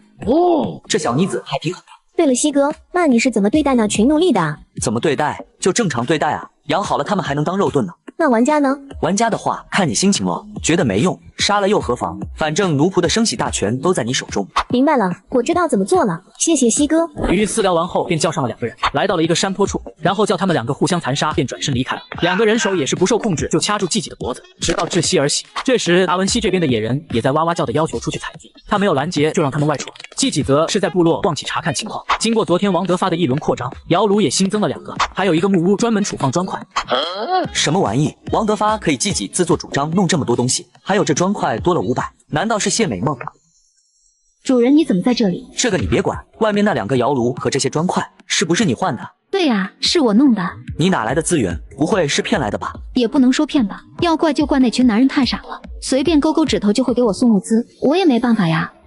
这么干，王德发知道吗？知道啊。这是什么神仙夫妻？一个短小无力，一个放荡不羁，还都不嫌弃对方，就很离谱。主人没什么事，我就去忙了。去吧。就在达文西感慨时，窗外突然飘落了一阵雪花。达文西当即一愣，赶忙打开聊天室查看其他人有没有发生这种情况。不料这时聊天频道早已炸锅。这是神马情况？难道旱灾和雪灾要无缝衔接吗？太恐怖了！我现在是一点过冬的存粮都没啊，这可咋整啊？赶紧吧，趁着现在学校，还不快去采集物资？这话一出，聊天室里的人都赶忙去采集粮食，而另一边达文西的野人这时也正在给他采集。他们正包围着一个鹿群，这次他们没有使用暴力，通言的野人直接模仿出鹿的叫声，骗得这群鹿主动跟他们走。再回到一处池塘边时，他们又发现了一群鳄鱼浮在水面。聪明的野人叽里咕噜了几句，野人们就扔出了手里的石矛，狠狠地刺在鳄鱼身上。最终他们把鳄鱼全部猎杀了，准备返程。达文西见雪越下越大，野人们穿着的比较少，他担心野人会冻死在外面。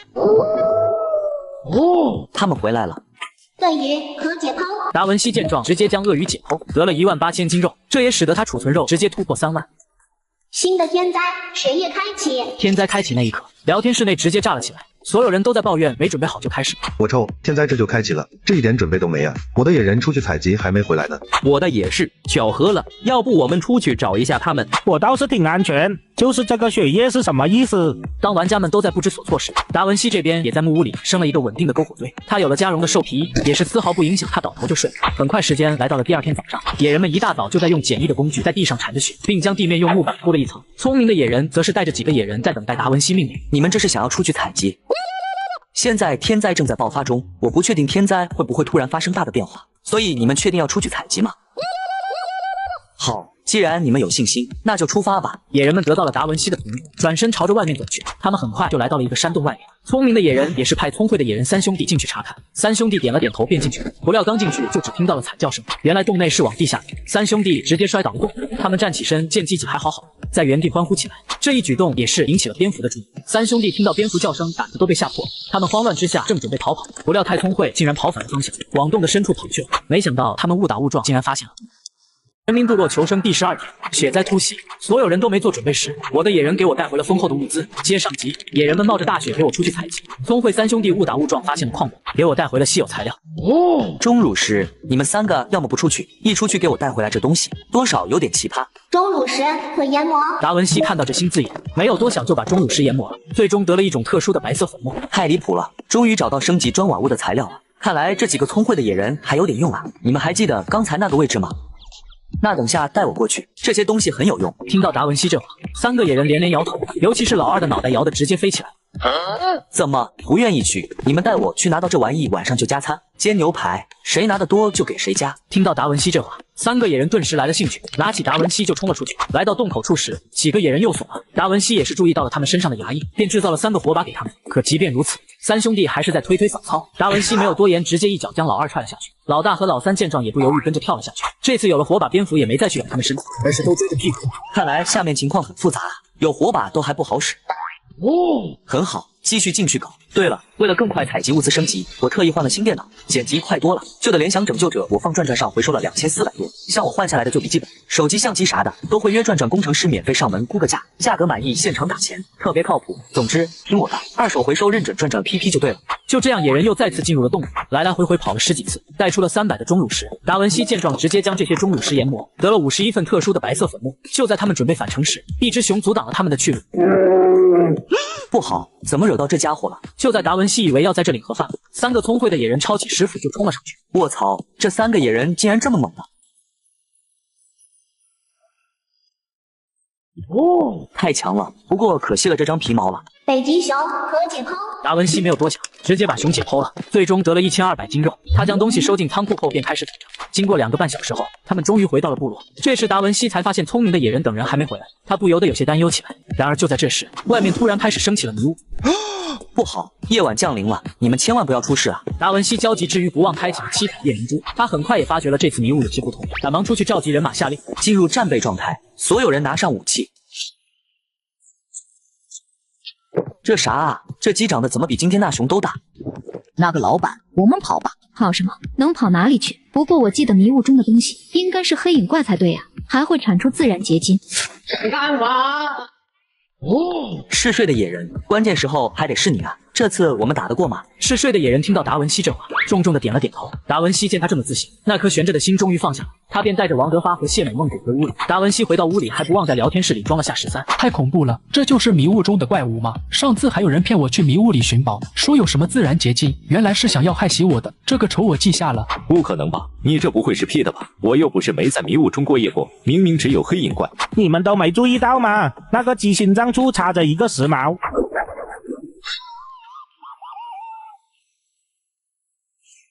是自然结晶，奇怪了。从聊天室里看出，这次只有我的部落被袭击了。难道是劳兹的部落有什么他们想要的？达文西很是疑惑。不过这时其他野人看到嗜睡的野人用时髦击杀了怪物，都纷纷过来达文西这里领取时髦。达文西也非常大方，直接坐在原地偷起了时髦。他一边制作野人，一边统治。迷雾里的怪物面对猛烈的攻击，纷纷变得狂躁起来。几次他们都控制不住要冲击达文西的部落，但又都在最后关头停止了。就这样，经过了2个半小时，野人终于把这些怪物全部解决。达文西也收获了13个自然结晶。就在达文西放松警惕之时，迷雾再次升腾起来。嗜睡的野人趁着达文西不注意，直接冲入了迷雾之中。喂，危险！达文西话刚说完，嗜睡的野人就已经出来了。手里还拿着3颗自然结晶。给到达文熙后，直接倒头就睡。快把他搬回屋里！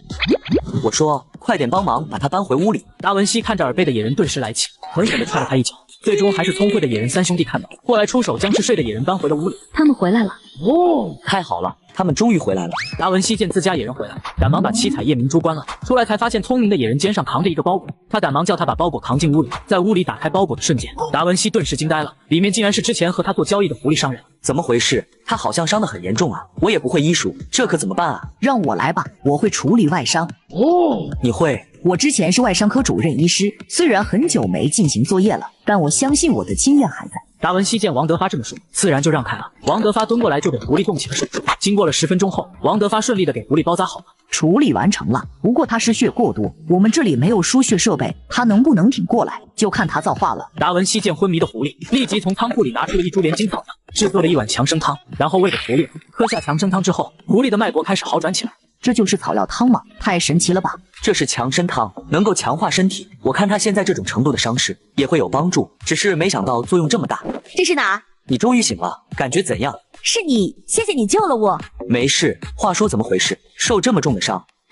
那天你离开后，我发现北方那边的动物性格非常暴躁，我就一直往北上了。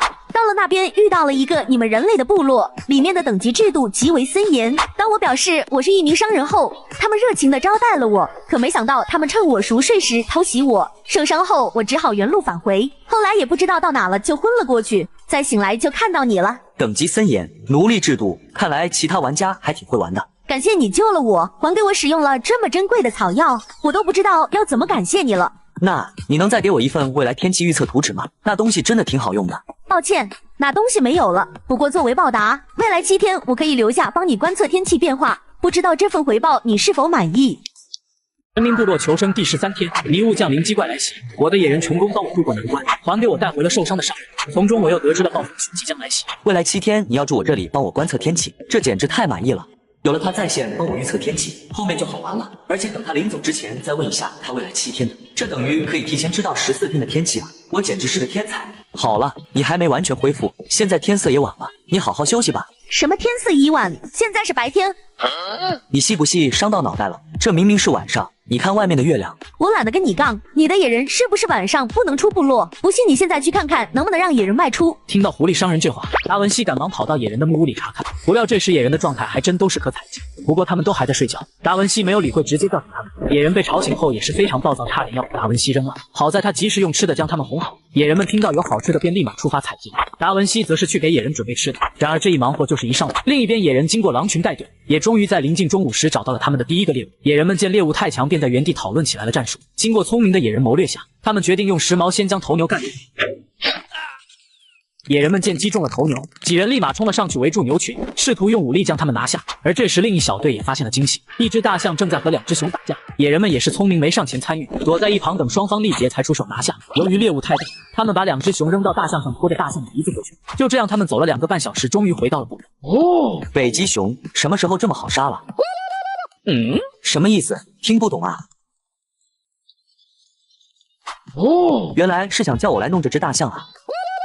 达文西见状，赶忙把大象解剖了，放入仓库。正当他准备返程时，一声熊叫声从野人的背后传出，原来是他们把熊宝宝给带回来了。干得漂亮！这可是大型食肉动物的幼崽，从小培养，说不定以后可以帮上忙。达文西说完，就带着野人回到了部落。这时其他野人也都采集回来，他也是信守承诺，给野人们吃了个大餐。吃过饭后，小狐狸也是观测到了天气异常，他赶忙跑过来跟达文西汇报。达文西，天气有点不对劲，暴风雪要来了。卧槽，那这个暴风雪猛不猛的？我们这顶不顶得住？按我推测的话，你养的那几个牲口的地方肯定是保不住了。那没关系，我早就想宰了他们炖肉了。那尽快吧，暴风雪还有1个多小时就到了。达文西见状也不墨迹，带着2个野人就去了圈养牲畜的地方，随后便解剖收进了仓库。这场暴风雪估计破坏力不小，既然羊圈不安全，那木屋也未必安全。召集所有奴隶，全部进砖瓦屋。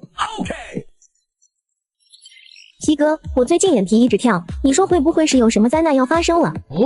这他都能猜到，难道他是预言家？还是女人的第六感，就很离谱。是的，半个多小时后会有暴风雪降临，木屋估计都扛不住。看到达文西的消息，云云当即对他说了一句谢谢，然后就消失了。达文西这边，当他回到砖瓦屋后，屋内各个角落都站满了人。安静，让你们进砖瓦屋就已经是天大的恩赐了，你们还在这里吵闹，接下来如果谁还吵闹，就别怪我给你们对外面弄成冰雕。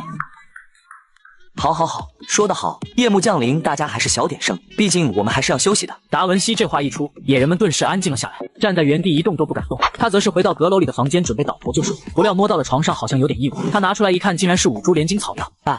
我床上长草药了，还是5株。这是你下午带回来那2只熊的，这草药上沾满了它们的味道。哦，那这么说，还是胆小的野人放这里的喽。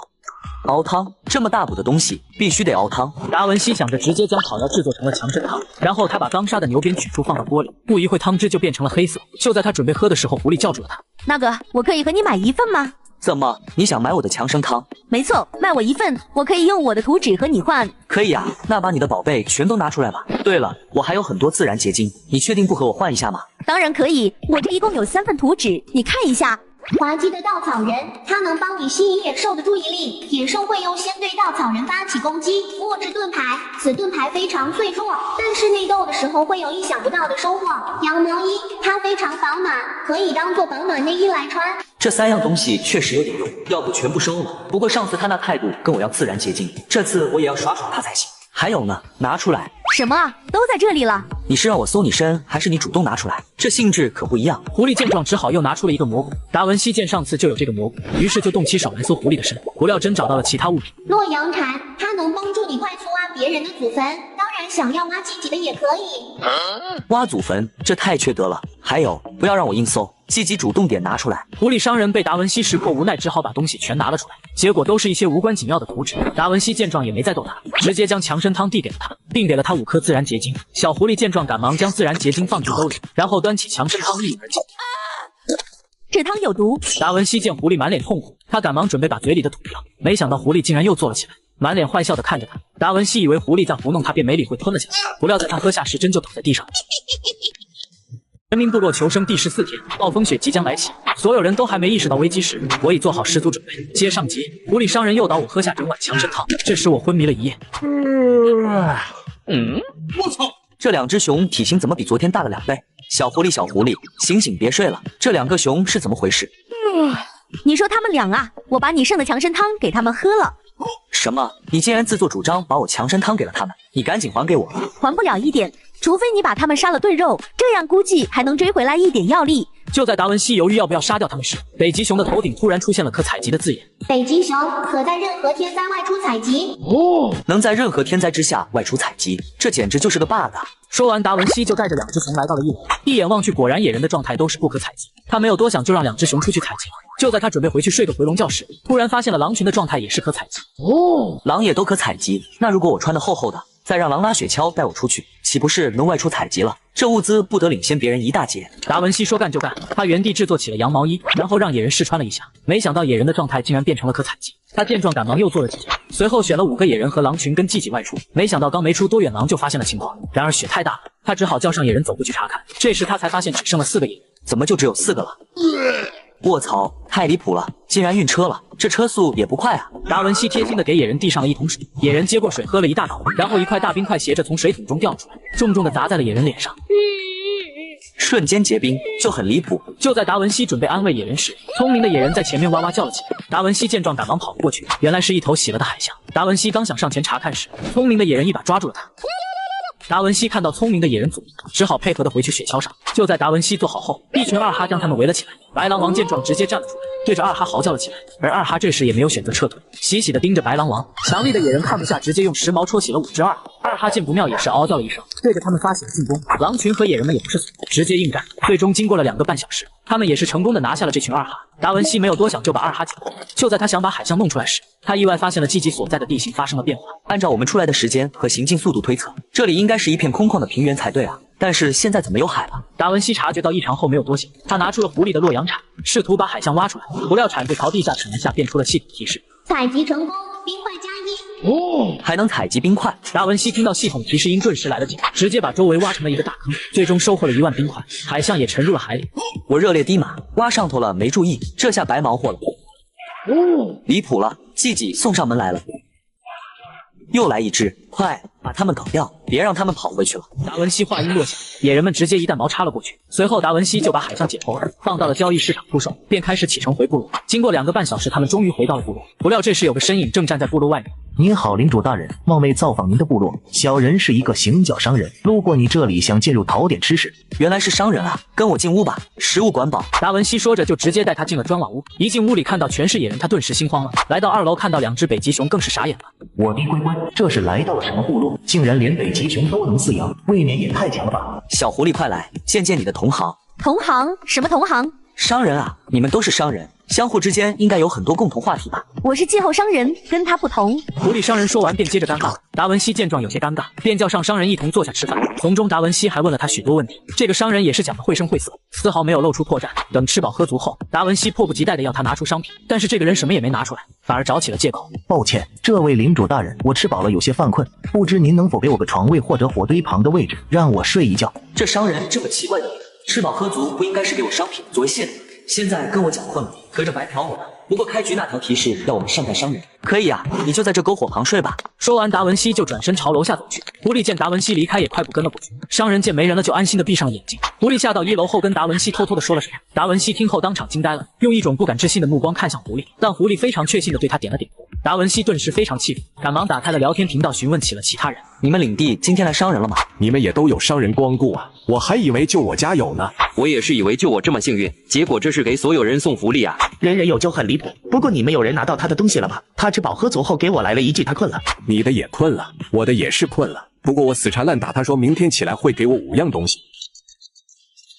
西哥，我觉得这商人有点怪，最好还是小心的点他。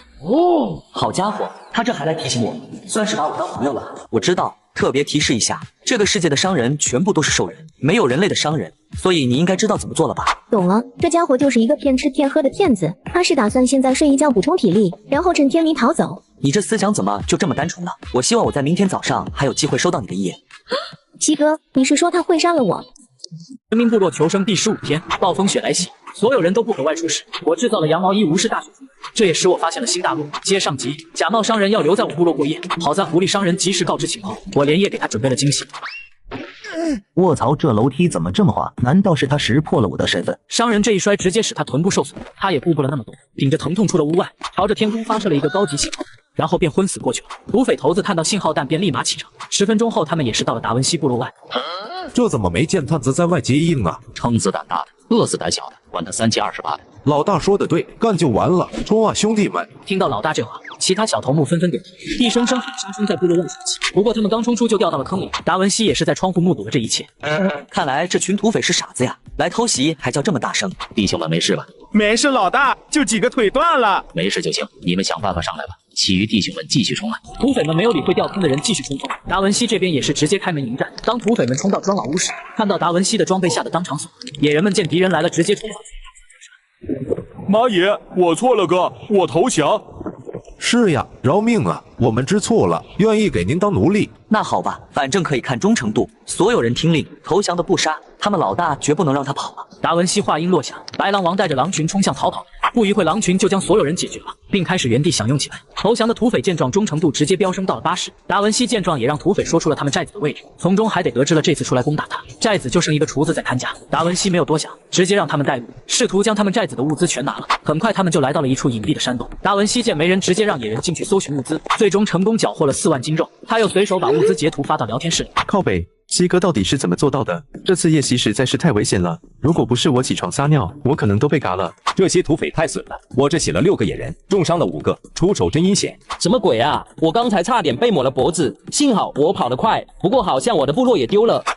系统提示：由于出现大量玩家部落被摧毁3次以上，所以本次灾难中再次被摧毁的部落则无法继续重建，只可落草为寇或投降为奴。落草玩家可以劫掠其他玩家部落以获取资源。另外，每位落草玩家初始赠送10名部落人与100斤粮食。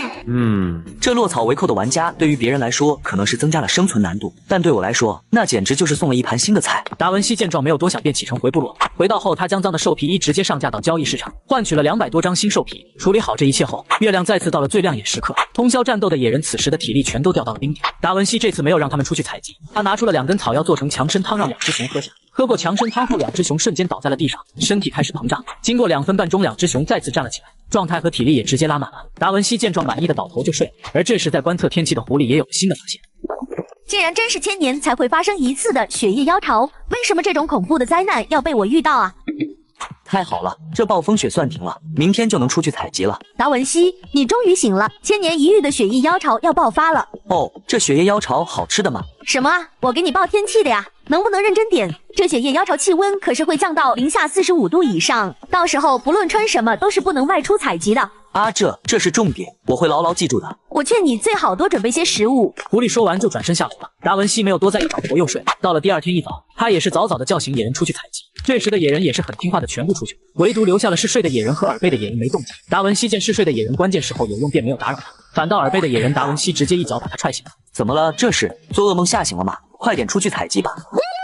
挖你个大头鬼啊！一天天的净整这些，搞得好像你真听不见一样。耳背的野人看到达文西嫌弃的样子，委屈的往外走去。这次达文西也没有自己亲自出去，他让狼群拖着雪橇出去帮忙运物资。而这次执着的野人也没挖坑跟着出去采集了，他和别人不同，就是手里还拿着他挖土的工具。就在这时，一个走在最前面的野人哇哇叫了起来。白狼王也是从远处跑过来，对着野人们低吼着，似乎在诉说着什么。通颜的野人见状，赶忙过来和白狼王交流了起来。过了一会，通颜的野人就了解到了白狼王的意思，对着其他野人哇哇叫了起来。原来是不远处有冰层融化了，有一些大型生物正在找寻冰块，叫他们过去抓捕。众人听后非常一致的哇哇叫，便往那方向出发了。很快他们就来到了一处水池，但是野兽都在水里，他们之中只有会水的野人会游泳，没办法对他们造成伤害。聪明的野人只好叫众人装作害怕的样子，引这些野兽主动上岸进攻。没想到这还真起了作用，脾气暴躁的社牛带头冲了上来。聪明的野人见状哇哇叫了一声，野人们便扔出了手里的石矛，狠狠地把这群野兽拿下。清点货物时，聪明的野人看着雪橇大多数是空着，不由得皱起了眉头。这时也有部分野人提议想要回去了，聪明的野人又想继续去采集，等满车了再回去。一时间野人队伍出现了分歧，不过很快双方就达成了共识。聪明的野人让想回去的野人带着装着物资的雪橇先回，季季则是带着其余的野人继续搜寻。就这样一批野人就出发先回部落，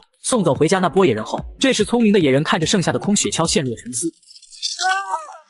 明部落求生第16天，暴风雪已过，所有人都在庆幸时，狐狸商人告知我雪夜妖潮即将来袭。我第一时间安排野人外出采集。接上集，部分野人返回部落后，剩下的野人掉入冰河，好在一条浮尸鲸鱼将他们救回了岸边。危险，快跑！太危险了，还好我及时赶过来了。捕了，可出售哦，可以卖，不过这种肉不知道脏不脏，不管了，反正不是我吃。达文西没有多想，就把烂肉上架到了交易市场，随后便叫上野人开始返回部落。回到部落后，达文西第一时间找到了狐狸商人，把这次外出见到的异常跟小狐狸说了一遍。小狐狸，你说的雪夜妖潮是不是冰川融化？冰川融化只是表象，你要学会透过现象看本质。什么大象看马戏？你不是都推测出来天气了吗？就不能直接告诉我吗？我也想告诉你，只是书籍上并没有记载，我也只知道这雪夜妖潮会袭很多生物。不过书中最后还记载了一句话：雪夜妖潮过后，万物晋升。这次搞这么大吗？是呀，我还是希望你能够挺过去。现在暴风雪停了，但是并不意味着没有别的灾难了。又有新发现了吗？自然是有，不过吗？这次你要给我一个自然结晶才能告诉你。给你，快点告诉我接下天气变化。接下来会持续7天的高温。好了，我的报答完了，我也是时候离开了。再见了，期待我们下一次见面，达文西大人。下次再遇见，记得给我备好货物啊。狐狸听到达文西的呼声，他狐狸皮下的人脸不由得落下了眼泪。他一边走一边看向天上的圆月，仿佛是在祈求下次相遇。目送狐狸离开后，达文西便随便弄了点食物吃了起来。部落战争冰岛模式正式开启。规则1： 24小时内任何岛屿都有碰撞的可能。规则2：可使用自然结晶照亮所有相连岛屿，1个小时内的夜晚无阻碍，每天最多使用3次。规则3：海洋生物的狂放，随时小心海洋生物割裂岛屿。安排一下，每天晚上最少要有10个野人和5匹狼值班，务必保证我们夜间不会被袭击。OK。达文西见状，满意的倒头就睡。到了午夜时分，达文西突然被一阵剧烈的摇晃吓醒。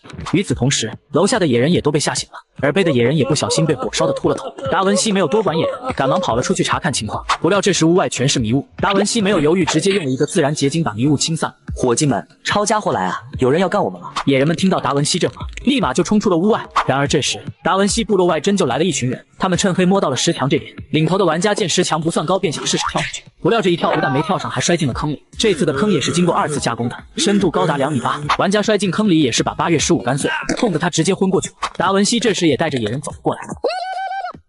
下面是有啥吗？不就是一些坑洞吗？难道……想到这里，达文西赶忙和野人翻墙下去查看。不料这时还有一些野人傻傻的站在原地，他们见有人也没有攻击意思。达文西见状，直接让野人把他们捆了起来，然后用火把查看起坑里情况。啥玩意啊？看不清楚啊！是这个脸太黑了吗？哦豁，浪费一个火把。算了，大家把这些家伙都带回去吧。回去后带给王德发管，明天让他们全部去挖冰块。太不可思议了吧！我这手下才出去20多分钟就已死亡了，这下完了，该不会全军覆没了吧？我部落里可是没能打的了。什么情况？部落战争没说有狼的。叫什么叫？对方的人都被我们俘虏了，你们还叫？直接冲进去杀啊！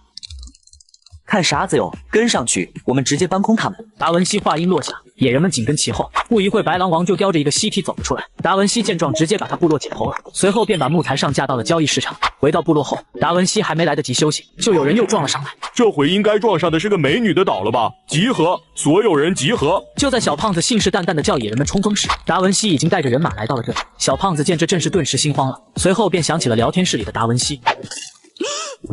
妈呀，这武器都有，怎么会没中呢？可算射中了。死战不退，血不流干，绝不倒下，努力军冲啊，跟他们拼了！阻碍老子睡觉，活该你这个下场。达文西没有多想，把胖子的物资上架到了交易市场。然而这一举动，聊天室里直接炸了起来，都是在讨论达文西的话题。西哥这一晚上灭了2个部落，未免有些快了吧？你不说我都还没发现，一晚连炸2场，还都是全胜。全胜大佬，恐怖如斯，希望我不要遇到西哥。达文西看到这些评论没有理会，回到部落倒头就睡了。不出意外的话，他刚躺下就又被震醒了。这次他没有做出行动，直接叫王德发前去处理。奇怪了，这自然结晶怎么用不了了？老大，会不会是这里已经用过了3次，而且我闻着这里还有股血腥味？不好，迷雾又起来了。人民部落求生第17天，部落战争开放。我通宵阻挡了2个部落袭击。接上集，狐狸离别前告知我未来7天持续高温，我收编新奴仆为我刨冰做准备。夜晚第3队部落入侵，不幸惨遭迷雾毒打。昨晚没有遇到袭击吧？没有，不过发现了一批尸体，我还捡到了一个自然结晶。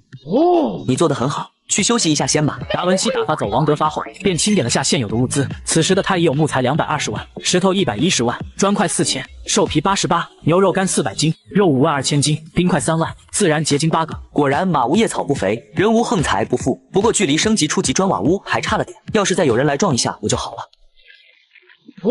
太好了。说来就来，达文西见状赶忙往屋外跑去。这次野人也是自觉地拿着武器在屋外等候。达文西没有让野人主动出击，安排了白狼王带着狼群前去搜寻敌人位置。10分钟后，白狼王的一声嚎叫声传遍了整座岛屿。达文西和野人听到叫声也赶忙启程。来到目的地时，达文西被眼前的岛屿震惊了。这座岛屿竟然都围着2米多高的城墙，总算遇到一个强有力的对手了。小白，你带狼群绕后包抄过去。勇敢的野人，等下冲锋你打头阵，破城之后奖励大伙吃新的美食。果然对野人来说，食物的诱惑力是最大的。这士气杠杠的。对了，为了更快拿下别人部落，我特意换了新电脑，剪辑快多了。旧的华硕笔记本我放转转上回收了3700多，像我换下来的旧笔记本、手机、相机啥的，都会约转转工程师免费上门估个价，价格满意现场打钱，特别靠谱。总之听我的，二手回收认准转转 PP 就对了。高举圆盾，不要被对方的武器攻击到。卧槽，城门就这么失守了，这个速度简直比我当年骑摩托车都快。我投降，我投降。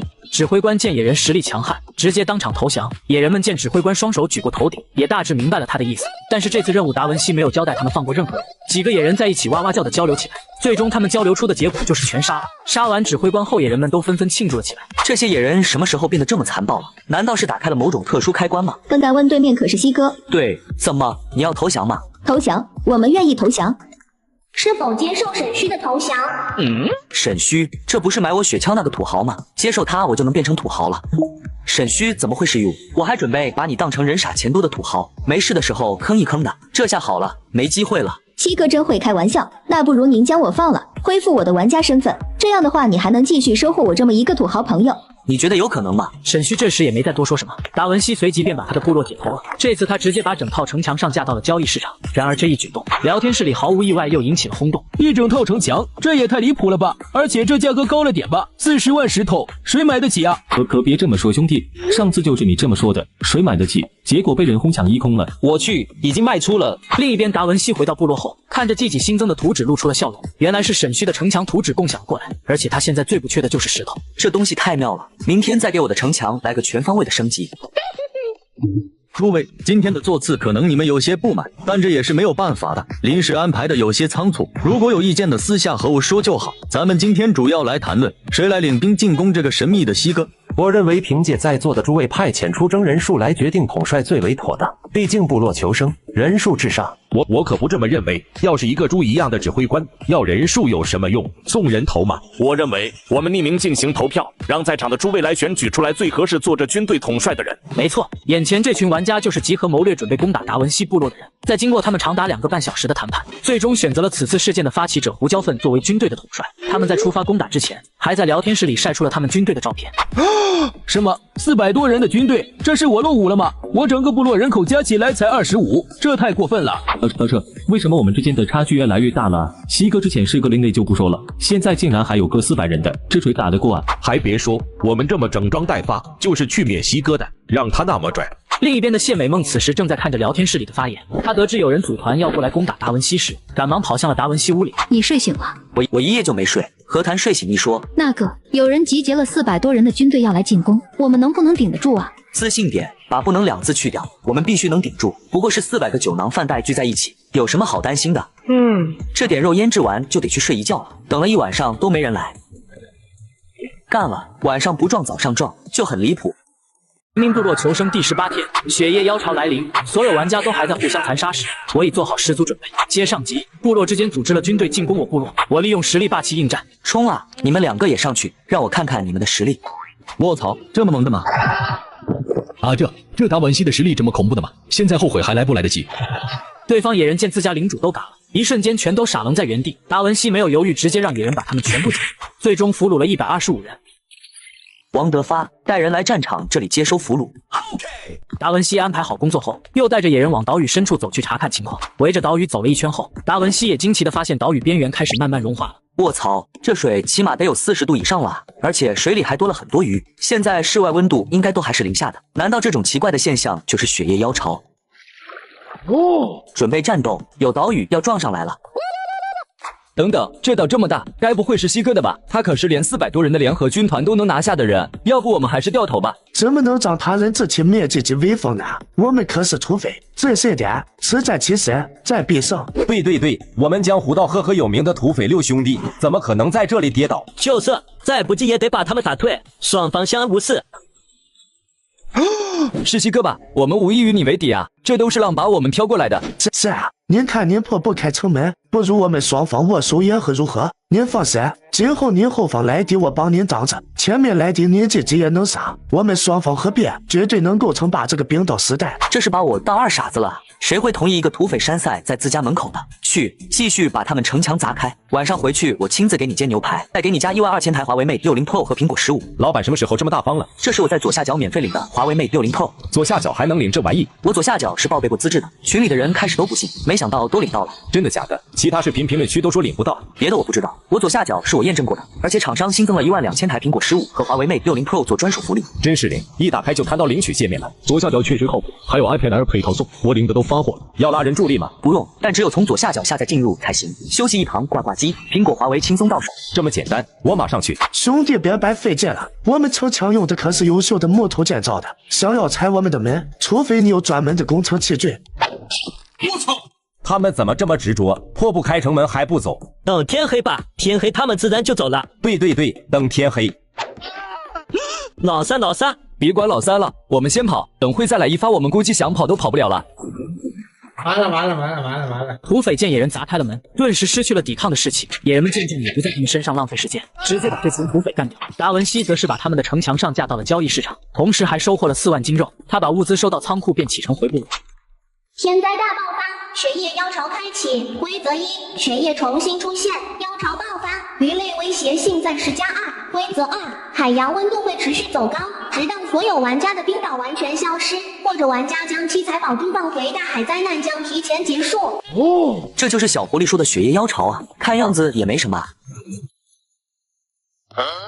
什么东西？现在还在进行部落战争吗？说完，达文西赶忙前往查看。他走下楼，才发现野人早已拿着武器在等待命令。达文西到场后，野人拿着他就冲向岛屿边缘。不料这时有个巨大的鱼鳍正在撞击岛屿，快把这个鲨鱼杀了，要不然我们会死的。听到达文西的命令，野人直接发起攻击，对着水里投出了石矛。不料石矛在接触到鲨鱼那一刻直接被弹开了。鱼加强了，这下难搞了。就在达文西不知所措时，会水的野人冲了过去，直接跳进了海里消失了。之后鲨鱼便没再攻击岛屿，转身朝反方向游去了。这时聪明的野人拿着石矛上来就哇哇叫了起来。达文西也懂了他的意思，当场制作起了石矛。就在众人准备着时，会水的野人跳了出来，鲨鱼紧随着会水的野人窜出了水面，眼睛上还插着一把石矛。他愤怒地张开大嘴冲向会水的野人，岸上的野人也正准时机把石矛朝着鲨鱼嘴里投去。鲨鱼吃痛地钻入水里，不一会这片区域的水便染成了红色。处理完鲨鱼后，达文西等人便启程回了部落。太险了，这次要不是有会水的野人，今次都领盒饭了。规则那个将七彩宝珠归还海洋就可以恢复平静，可我这里就只有一个破夜明珠啊。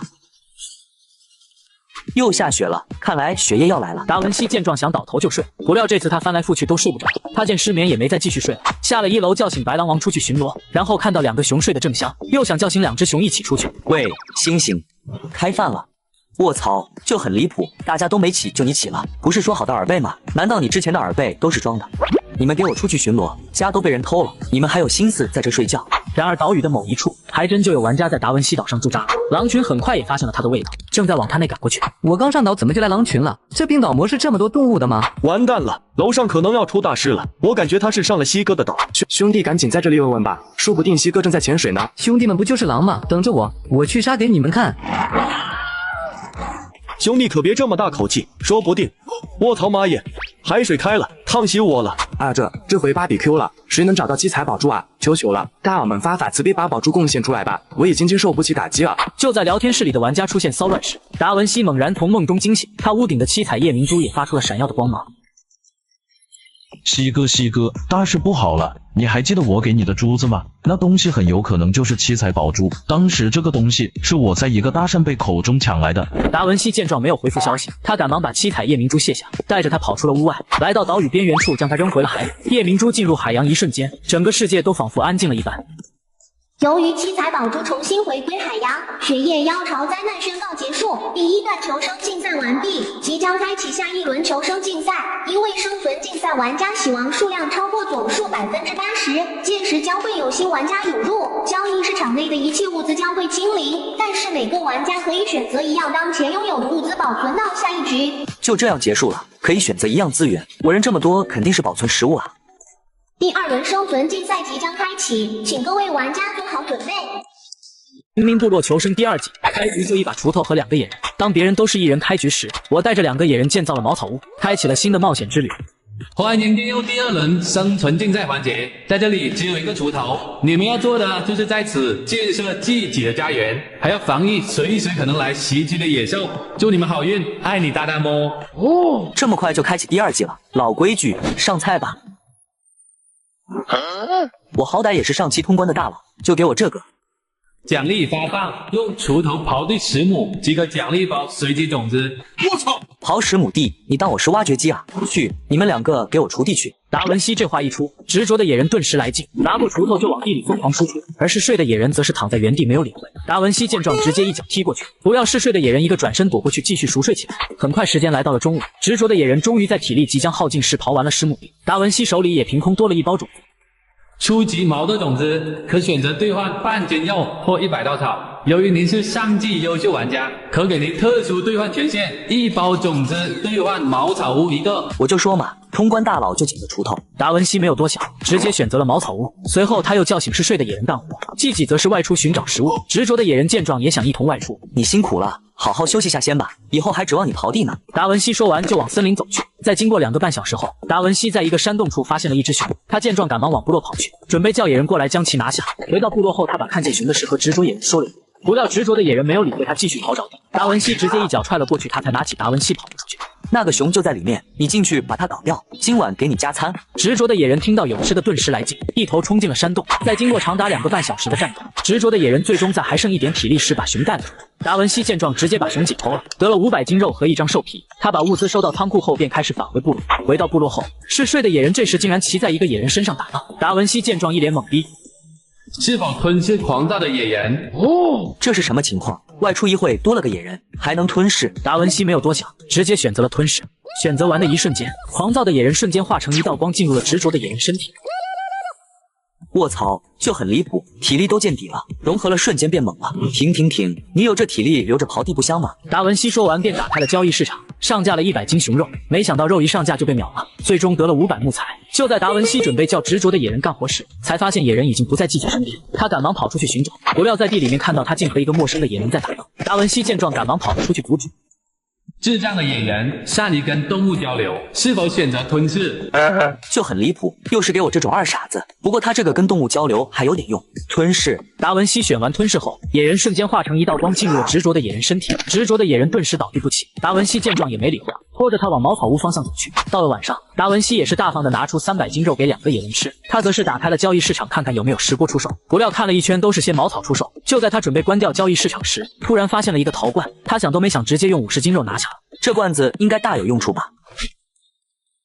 还得是你啊，执着的野人，嗜睡的野人，你吃饱后负责守夜，我去睡觉了。卧槽，这是什么情况？怎么一晚上屋子都没了？是不是你干的？你这样做的目的是什么？嗜睡的野人没有理会达文西，继续倒头就睡了。这时执着的野人也带着2包不知名种子回来。达文西把种子放到仓库后，便打开了交易市场，把茅草屋的零件上架到了交易市场，换来了一些木材和石块，又将这些材料制造成了2把锄头，扔了一把给嗜睡的野人后，就带着执着的野人往树林走去。现在茅草屋没了，咱俩挖个地窖住吧。执着的野人听到让他挖洞，顿时来了劲，直接火力全开的挖了。经过了2个半小时后，他们终于完成了一个地窖。等到达文西出来时，嗜睡的野人也偷偷出去带回了一头大象。达文西见状，赶忙把大象解剖了，得了1000斤肉和2根象牙。把物资放入仓库后，他拿出种子安排2个野人前去播种。安排好工作后，他又是倒头就睡。很快时间来到了第2天，昨晚让野人播种的种子也长出了一点叶子。因为是游戏世界，达文西也没觉得奇怪。他又安排了执着的野人前去除草，然后他又一个人前往森林采集。不料他刚走出没多久，就发现了一只兔子。在经过一番了解后，才得知这是个商人。您好，您是这里的岛主吗？是这样的，岛主大人，我是一名旅行商人，见跟你有缘。你看下我这些业务，你有需要吗？1000木材2天还1800，1000茅草2天还1700。这都是借贷条款，你不是交易商品的。抱歉了，领主大人，我确实是做这个的兔子商人。您若是不需要的话，那麻烦您把这个还给我。给你？我还以为你是做交易的。这牌是你的，从我身上掉出来的，应该是我的吧？抱歉，不知道您是本商会的会员，刚才还妄图给您推销那么高的不平等条款，真是抱歉。哦，难道你们内部还有会员制度的借贷条约？当然有了。木材借1万，1周内还11000；茅草借1万，1周内还10500；石头借1万，1周内还10450。这还差不多，不过我现在暂时用不上，以后有需要了我再找你吧。达文西说完没有多待，就往部落的方向回去。不料刚回到部落，竟然发现了森林部落求生第20天，雪夜妖潮已过，所有人都在庆幸时，殊不知火灾即将来袭。好在狐狸商人及时告知，我已做好十足准备。又来，什么情况？雪夜妖潮不是结束了吗？达文西见状起身跑出屋外，这时耳背的野人正警觉地盯着森林的方向，只见森林处隐约透出诡异的绿色光芒，随之而来的是越来越近的嘶吼声。所有人准备战斗！随着达文西一声令下，野人们瞬间打起了精神。白狼王也带着狼群前去探路。10分钟过后，一声狼嚎响遍整个岛屿，只见一只巨大的老虎正在撞击部落的石墙，石墙在经过一阵撞击后也开始出现了裂痕。野人们见状也投出了手里的石矛，不料石矛的攻击对他丝毫不起效。卧槽，这下要把Q 了！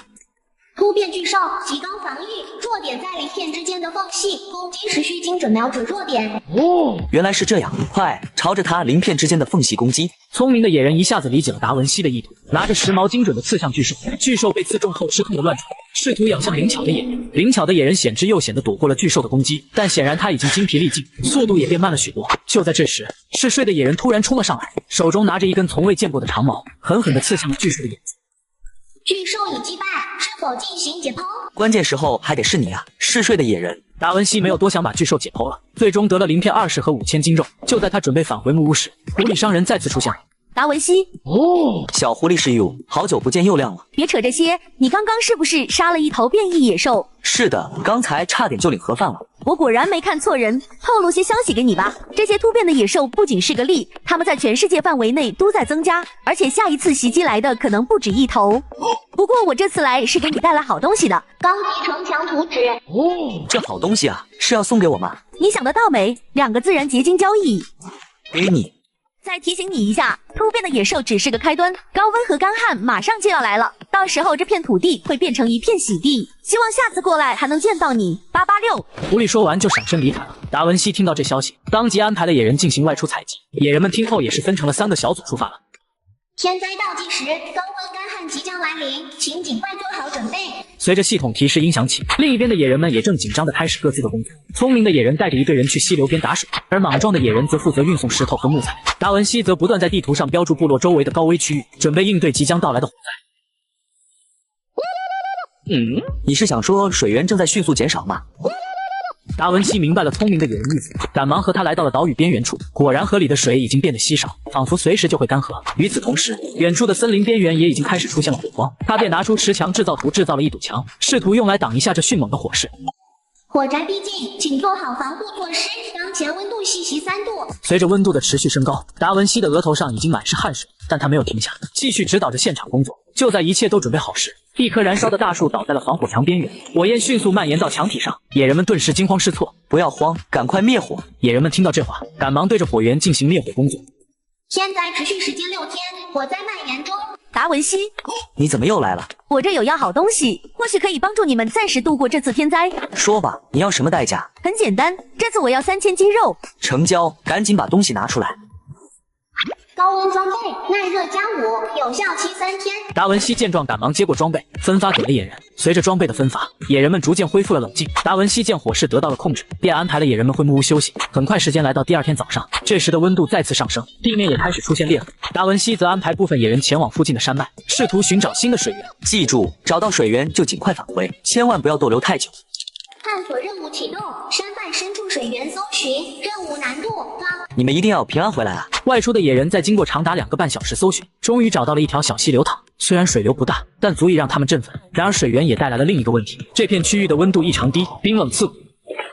野人们装了一些水后，便启程返回部落。然而在他们返回的路上，森林的火势越来越近，浓烟已经开始侵入部落的外围。达文西紧张地指挥着野人们继续加强防火墙，但他们的体力已经明显不支。就在这时，聪明的野人小队终于返回了部落，他们带回的冰冷河水给了大家一线希望。达文西立刻指挥野人们将水储存，并用一部分来冷却防火墙。我们有救了，这些水足以让我们撑到天灾结束。达文西，你的野人很给力，但如果你想彻底摆脱这场天灾，只有一个办法，就是找到天空之泪。天空之泪，那是什么？天空之泪是一颗能够召唤雨水的神秘水晶，它隐藏在巨岩山脉的最深处，但要获得它，你必须面对山脉中的各种致命陷阱和守护者。看样子我别无选择了，这颗水晶是唯一能让我们安全度过这场天灾的希望。达文西当即决定亲自带领野人前往巨岩山脉，经过聪明的野人带领，他们很快进入了山脉。不料这时山脉中温度逐渐降低，10分有18分不对劲的样子。巨岩山脉极端气候区域，温度骤变，随时可能发生冰冻或滑坡。这温度不对劲，大家小心，前方可能有危险。你是说天空之泪在那边吗？很好，大伙抄家伙吧。命部落求生第22天，火灾突袭。当别的玩家还在不知所措时，我带着野人找到了天空之泪，提前结束了这场灾难。然而这一举动，砖老屋又开始给我生产新的野人。寻找的野人，他无时无刻都在寻找，请不要试图指挥他做什么。这么久都不生产野人，这一生产又来这些奇葩。达文西看着新来的野人，顿时有些无语。他便想着看看聊天室里其他玩家有没有这种情况。不料刚打开聊天室里，大家刚好在讨论着这事。我今天招募到了一个奇怪的野人，叫会唱歌的野人。他啥都不干，就只知道唱歌。最关键是他唱的我又听不懂。你这还好，我的野人直接睡了一整天，叫都叫不醒。你们的野人还算正常，我的刚来就跑去跳河了。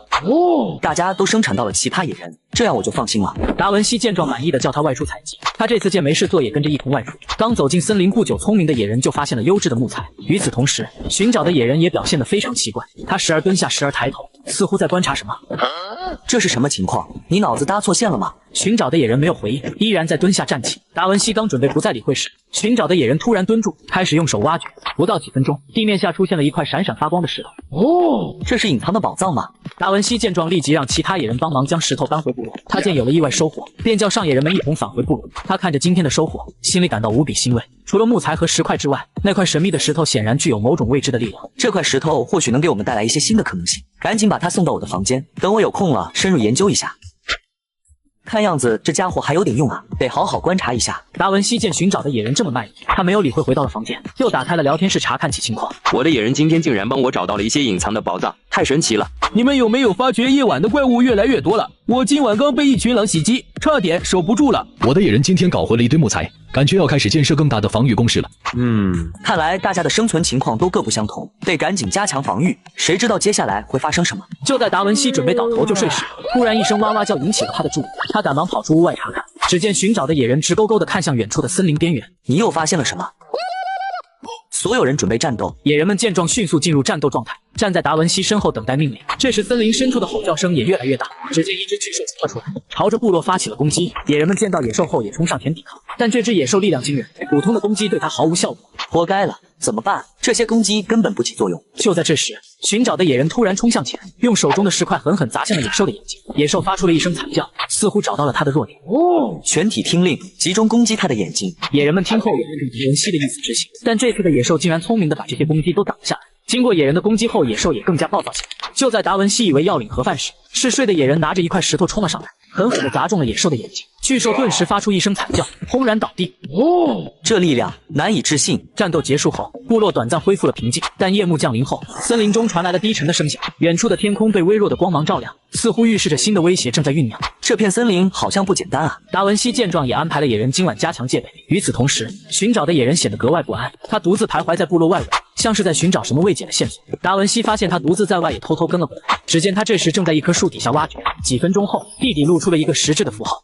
这是什么？难道是某种预兆？或者这片土地上隐藏着我们不知道的秘密？达文西看着这符号，顿时陷入了沉思。这个符号与森林深处的光芒似乎有某种联系，但他暂时无法理解其中的含义。他赶忙又打开了聊天室，查看其他玩家有没有发现异样。最近的怪物越来越多了，我的野人根本顶不住这种频率的攻击。我这边倒发现了一个奇怪的石碑，上面刻着一些看不懂的符号，有没有人知道这是什么？我也是，我这里有些古怪的石头和图案，感觉跟周围的怪物有某种联系。看来这些符号不仅仅出现在我这儿，其他部落也有类似的发现。也许我们面对的不只是野兽，还有更大的威胁。正当达文西思索这些神秘符号的意义时，部落的外围突然传来一声巨大的震动，地面开始剧烈颤抖，像是某种巨大的生物正在逼近。不好，所有人准备战斗，敌人来了！达文西这话一出，这次野人都没有做出回应，因为他们刚经历完一场大战，此时的体力已经是到了冰点，只有一小部分野人跑了过来。达文西见此也很是无奈，赶忙跑回屋里找到了嗜睡的野人，试图叫醒他让他出手。嗜睡的家伙，快起来！又有野兽来了，我现在需要你。嗜睡的野人缓缓睁开了眼睛，打了个长长的哈欠。他看了一眼达文西，慢悠悠地站了起来，不慌不忙地往外走去。等达文西跟出来时，外面已经恢复了安静。什么情况？太不可思议了！这一切似乎变得有点奇怪了。我得尽快找到这些符号里的秘密才行。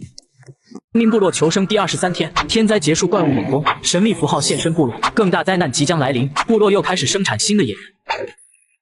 迷路的野人，他总是在部落里迷路，无论目标有多近，总会绕很远的路到达。迷路，在这么小的部落里还能迷路，我倒要看看这家伙到底能有多离谱。刚一生产出来，迷路的野人便在部落里东张西望，显得非常茫然。他试图走到达文西身边，但不知为何绕了一大圈，最后竟然走到了仓库旁边，一脸困惑地看着四周。嘿，你要去哪？我在这儿呢。你这是在找我，还是在找出口啊？迷路的野人显然是迷失了方向，他又试图找到正确的路，但每次都绕了不必要的远路。达文西看着这一切，不由得觉得好笑。这家伙肯定会是个大麻烦，不过说不定在某些奇怪的场合还能派上用场。迷路的野人终于在兜兜转转之后来到了达文西身边，脸上露出了得意的神情，好像完成了一项艰巨的任务。达文西见状，决定暂时不纠结野人的问题，而是转身打开聊天室，看看其他玩家有没有遇到什么有趣的事情。最近的怪物越来越多了，我的野人根本顶不住这种频率的攻击，有没有什么好方法？我这边发现了一些奇怪的符文，好像和怪物的攻击有关，大家有发现类似情况的吗？看来不仅是我，其他玩家也遇到了这些符文，这些符号可能真的和怪物的攻击有关。就在达文西查看聊天室时，寻找的野人突然冲了过来，非常焦急地哇哇叫着，示意达文西跟他走。你又找到什么了？带路吧。寻找的野人带领达文西和迷路的野人走向森林，一路上迷路的野人几次险些走错方向，但达文西不断提醒他回到正轨。终于他们来到了一个新的符文所在的地方。这些符号看起来和上次发现的一样，也许他们隐藏着更多的线索。达文西仔细观察了符文的形状，发现它与之前的符号有些不同。这些符号似乎在指引着他们向某个方向前进，而寻找的野人不断在符文附近挖掘，仿佛在寻找什么重要的东西。迷路的野人这时又开始四处乱走，他试图找到回部落的路，却又不出意外的走错了方向，最后绕到了另一棵树旁。你真是自带迷路属性啊！就在达文西准备返回部落时，聪明的野人突然从远处跑了过来，挥舞着手臂哇哇叫，显然是发现了新的线索。你怎么在这里？是发现了什么吗？聪明的野人带领达文西和寻找的野人继续深入森林，迷路的野人也跟了上来。尽管他仍然时不时的走错方向，但最终还是紧跟在队伍后面。很快他们便来到了一个新的地方，这里有座巨大的石碑，石碑上刻满了密密麻麻的符文，显得异常神秘。达文西和聪明的野人仔细研究石碑上的符文，试图找出其中的规律。迷路的野人在石碑附近转悠了一圈，最后又迷失在了一堆石头之间，彻底找不到回来的路。你别走远了，待在我身边，别又迷路了。尽管野人们的表现有些混乱，但达文西意识到这些符文背后一定隐藏着某种巨大的力量。他决定暂时不急着行动，而是回到部落做好准备，再来解开这些符文的谜团。回到部落后，达文西开始认真思考如何解开符文的秘密。迷路的野人依旧在部落里四处乱转，时不时迷失在木堆或仓库之间。这些符文很可能和怪物的活动有直接联系，如果能解读出它们的含义，也许我们能提前预防怪物的袭击。就在达文西沉思时，聪明的野人看着带回来的石板，对着他不断哇哇叫，试图向达文西传达一些信息。你觉得这些符文是某种地图还是提示？这个符号好像在森林深处也见过几次，难道他们在指引我们去某个地方？聪明的野人点了点头，而迷路的野人这时又一次出现了。他本来应该去搬运一些木材，但却不知为何绕了整个部落一圈，最后空着手回到了达文西面前。你连搬木材都能迷路，你到底是怎么做到的？达文西摇了摇头，决定暂时不纠结迷路的野人，而是带着聪明的野人和寻找的野人再次前往森林，继续调查那些符文背后的秘密。我们必须弄清楚这些符文的意义。寻找的野人带路吧。寻找的野人再次带领达文西和聪明的野人走向森林深处，不料迷路的野人也偷偷跟在了后面，但没走几步就开始偏离队伍的方向，结果在森林里兜兜转转，彻底迷失了方向。他显然没有意识到自己已经偏离了队伍，他继续在森林里转悠，时不时发出哇哇的叫声，希望能找到正确的路。但无论他怎么努力，每次都走错方向，甚至走回了他们刚刚路过的地方。与此同时，达文西和两个野人终于来到了上次发现的那座巨大的石碑前，石碑上的符文依旧闪烁着微弱的光芒，似乎在等待着他们解开其中的奥秘。这次我们得好好研究这些符号，找到它们的规律，也许能解锁一些重要的信息。聪明的野人仔细观察石碑，发现其中有一个符号似乎和之前发现的其他符号不同，他用手指着那个符，发出了哇哇叫声。这个符号看起来不太一样，也许是某种关键的提示，我们再检查一下，看看是否有其他线索。达文西和聪明的野人继续研究石碑，试图找出更多线索。而就在这时，迷路的野人终于绕着森林找了回来，一脸惊喜地出现在他们面前。你竟然能找到这里，还真是出乎意料。迷路的野人似乎并没有意识到自己刚刚迷了好久，他一脸得意地拍了拍自己，仿佛这是他的胜利。然而达文西和聪明的野人并没有理会他，继续专注于石碑上的符号。等等，我好像发现了，这个碑上的应该就是暗语 U R B B R G R O U 给。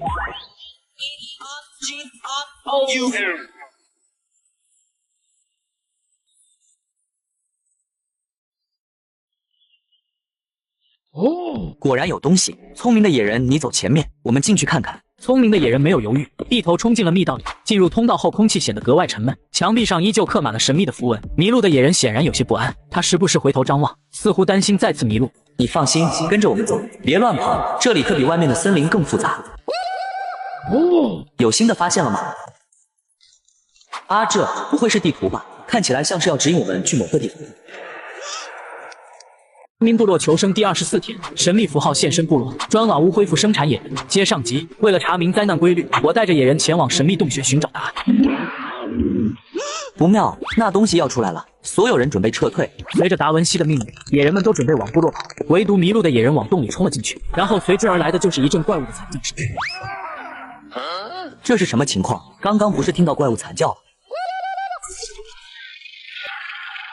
卧槽，来不及跑了！你这个成事不足败事有余的家伙，叫你跑不跑，还把他惹急眼了。聪明的野人见怪物出来，没有多想就冲了上去。然而聪明的野人显然不是怪物的对手，直接被怪物碾压。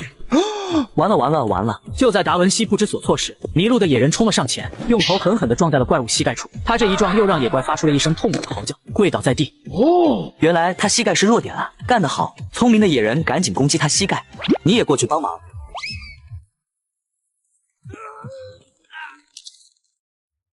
太险了，这次你立大功了。迷路的野人似乎听懂了达文西在夸他，嘚瑟地拍了拍胸脯。达文西没有多理会，把怪物解剖了，将物资收入仓库，便返回部落，并继续研究那些神秘的符文。风的野人，他总是喜欢跟着风的方向移动，行动快速，但有时难以停下。啥玩意？跟着风跑，意思是疯子喽？喂，你能停下来吗？我还没看清你呢。风的野人完全没有理会达文西的喊叫，继续顺着风四处跑步，仿佛整个世界都在他的脚下飞驰。达文西无奈地摇了摇头，只能等待他自己停下来。看样子这家伙以后会是个难以控制的麻烦。达文西决定暂时不理会追风的野人，而是专注于继续研究符文。聪明的野人也带着一些石板回来，就这样两人开始解读那些复杂的符号。这个符号好像我们之前见过，这究竟是地图还是怪物的活动图？就在达文西头想得快要炸时，天空突然变得阴沉，一阵强风席卷了整个部落，空气中弥漫着不祥的气息。部落中的野人们纷纷停下了手中的工作，紧张地看向天空。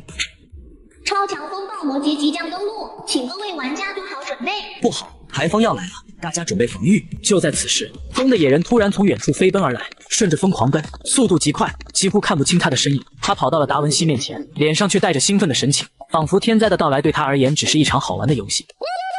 你可真是生不逢时，现在可不是玩的时候，马上就要有大麻烦了。达文西没有多理会风的野人，他当即安排其野人进行防御工作，而迷路的野人则再次不出意外的走错了方向，迷失在部落的各个角落。其他野人都在加强部落的防御，而风的野人似乎对风暴没有丝毫畏惧，依旧随着风狂奔，仿佛这场风暴是他最好的同伴。与此同时，达文西决定打开聊天室，看看其他玩家是否也遇到了类似的情况。天灾真是越来越频繁了，我的部落刚恢复，现在又来了场暴风，你们那里怎么样？哈哈，老哥，你这算好的了，我这边还没来得及修好墙，怪物和天灾一起来了，部落都快撑不住了。有没有什么资源可以共享？我这边的木材和石头快用光了，根本没法修建新的防御设施。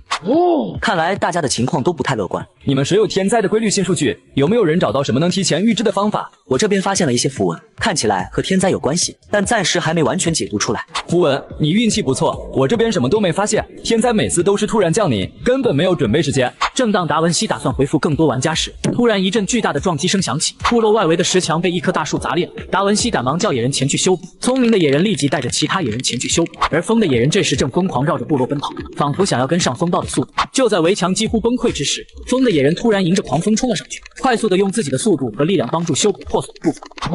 看来他也有用武之地啊，关键时候出手了，这也太帅了吧！很快时间来到了傍晚，风暴也渐渐消散，野人们也在修复损坏的建筑，而疯的野人依旧在微风中快速奔跑，似乎没有一刻停歇。这场风暴虽然过去了，但符文的秘密还没有完全解开，得加快解读的速度。达文西看着手中的符文石板，试图解读出其中的规律。聪明的野人也坐在一旁，不断哇哇叫着指点不同的符号。虽然符文的解读过程异常艰难，这些符号之间有某种规律，它们似乎预示着天灾的来临，但具体的时间和方式还不清楚。达文西继续翻阅着石板，脑海中浮现出之前经历的每一次天灾，他们的模式似乎有着某种联系。就在他努力思索时，疯的野人突然快速冲了过来，几乎撞上了他。你能不能慢点？你这一动静把我的思路打乱了。你是说这个就是刚刚天灾的提示，然后下一个符号就是下个天灾的预兆吗？你又发现了什么吗？达文西见状也懂了他的意思，当即和聪明的野人跟着他跑去。经过了2个半小时路程，他们来到了一处新的符文遗迹，这里的符文比之前看到的更加复杂。这些符号会不会是之前这片森林发生的灾难的记录？这个符号好像和上次天灾有联系，难道它是在提醒我们下一次天灾的到来？我们不能再浪费时间了，必须尽快解开剩下的符文，然后回部落做好防御准备。常探险的人都知道，不会几招寻龙分金是根本走不出森林，而这个20岁的大爷却两手空空进入森林。他原本以为这是场普普通通的探险，殊不知这里的野兽已经刷好牙在等待着他。老板，你没事吧？老远听到你的惨叫声了。暂时没事，不过我们这趟出来发现了恐龙。什么？恐龙都出现了？如果这些巨兽在附近活动，那会对我们造成很大的威胁呀。没错，刚好你们带人来了，我们出发，目标寻找恐龙的巢穴。说完，达文西就带着队伍往森林深处走去。经过2个半小时路程，他们在森林里发现了几颗巨大的蛋。身为医师的王德发一眼就认出了这是恐龙蛋，这些蛋好像还没孵过的，但一旦孵化出来，我们可就越来越危险了。没错，而且我们好像到了恐龙时代。那这些蛋要怎么搞？肯定是要毁掉了，不能让它们繁殖。就在他们准备采取行动时，一头巨大的恐龙从森林中缓缓走来。达文西迅速挥手示意大家躲藏起来。它回来了。恐龙敏锐的感官似乎察觉到了异常，它的眼睛突然转向他们躲藏的方向，发出一声震耳欲聋的咆哮，随即迈开沉重的步伐，猛然冲向他们。不好，快散开，别被它集中攻击。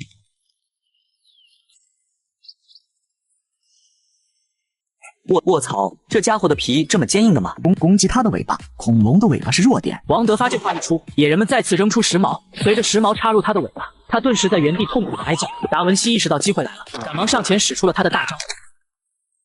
太危险了，还好有你啊，王德发。这都是应该的。对了，这恐龙皮这么厚实，我们可以用它制作成护甲，骨骼则做些骨毛或者战斧。你这个提议很好，这些防具和兵器回去后就交给你跟进了。等等，你说到的回去，我们出来好像忘做标记了。谢美梦这话一出，众人顿时愣在了原地。不巧的是，太阳也刚好下班，紧接着迷雾也升腾起来，野人们的表情开始变得焦虑。天黑了，我们不能再这样走下去了，得在这暂时安营扎寨，再想办法找到回部落的路。有道理，就暂时在这里扎营。达文西说完，就在仓库里拿出了高级茅草屋的图纸，原地建造了2个高级茅草屋。随着夜幕渐渐降临，森林处也隐隐传来不知名的动物叫声，伴随着风的低吟，视觉轮廓神秘而恐怖。今晚必须安排人轮流值夜，确保没有任何威胁接近营地。我带几个人新手第一班吧，你们先休息。几人听完也是各自回到茅草屋休息。谢美梦则坐在火旁边，目光敏锐地扫视着周围。几名野人手握骨矛，耳朵竖起，听着来自远处的风声。就在这时，远处的森林传来一阵低沉的吼叫声。谢美梦微微皱眉，站起身来，示意野人们保持安静。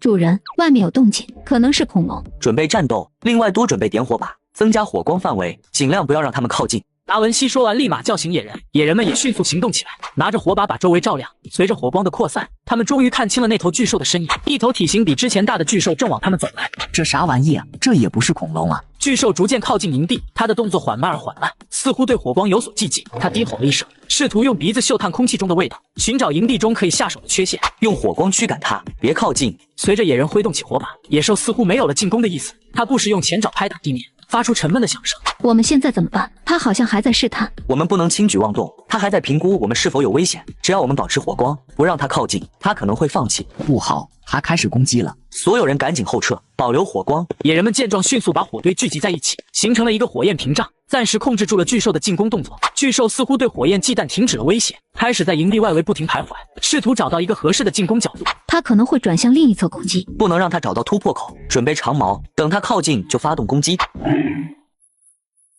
看来我们成功了，不过这也不敢睡了。是的，他虽然撤退了，但随时有可能回来。我觉得要在附近建造城墙和一些陷阱障碍物之类的。今天也晚了，明天这些都安排起来。执着的野人，挖坑的事拜托你了。王德发，你来安排制作皮衣。谢美梦，你带人进森林巡查，看看能不能找到什么线索。达文西安排完后，几人迅速动身。谢美梦带着几个野人进入森林后，也意外发现了一些怪物的抓痕，还有几具巨兽的尸体。看这样子是刚洗没多久的，难道这里不仅有巨兽，还有更强大的掠食者？那边有动静，大家小心。你是想说这里发生过一场战斗吗？那么说就更证实了这里至少有2种不同的生物，而且它们之间还会互相残杀。就在谢美梦疑惑之时，另一名野人从不远处的灌木丛中发现了几具尸体，正在哇哇叫，示意谢美梦过去。就在谢美梦准备过去时，远处突然传来一阵急促的脚步声，仿佛是某种大型生物在快速接近。谢美梦立刻意识到他们很可能被什么东西盯上，所有人后撤，保持安静。野人们听到这话也是配合的躲了起来。这时一头恐龙跑了过来，在原地东张西望，似乎在寻找着什么。谢美梦看着这局势很显然不是他对手，便不敢动身。恐龙在森林中徘徊了几分钟后，似乎并没有发现谢美梦和他的小队，他继续向森林更深处走去，渐渐消失在他们的视线中。好险好险，我们不能继续待在这里，这片区域太危险了，必须立即返回把这事报告给主人才行。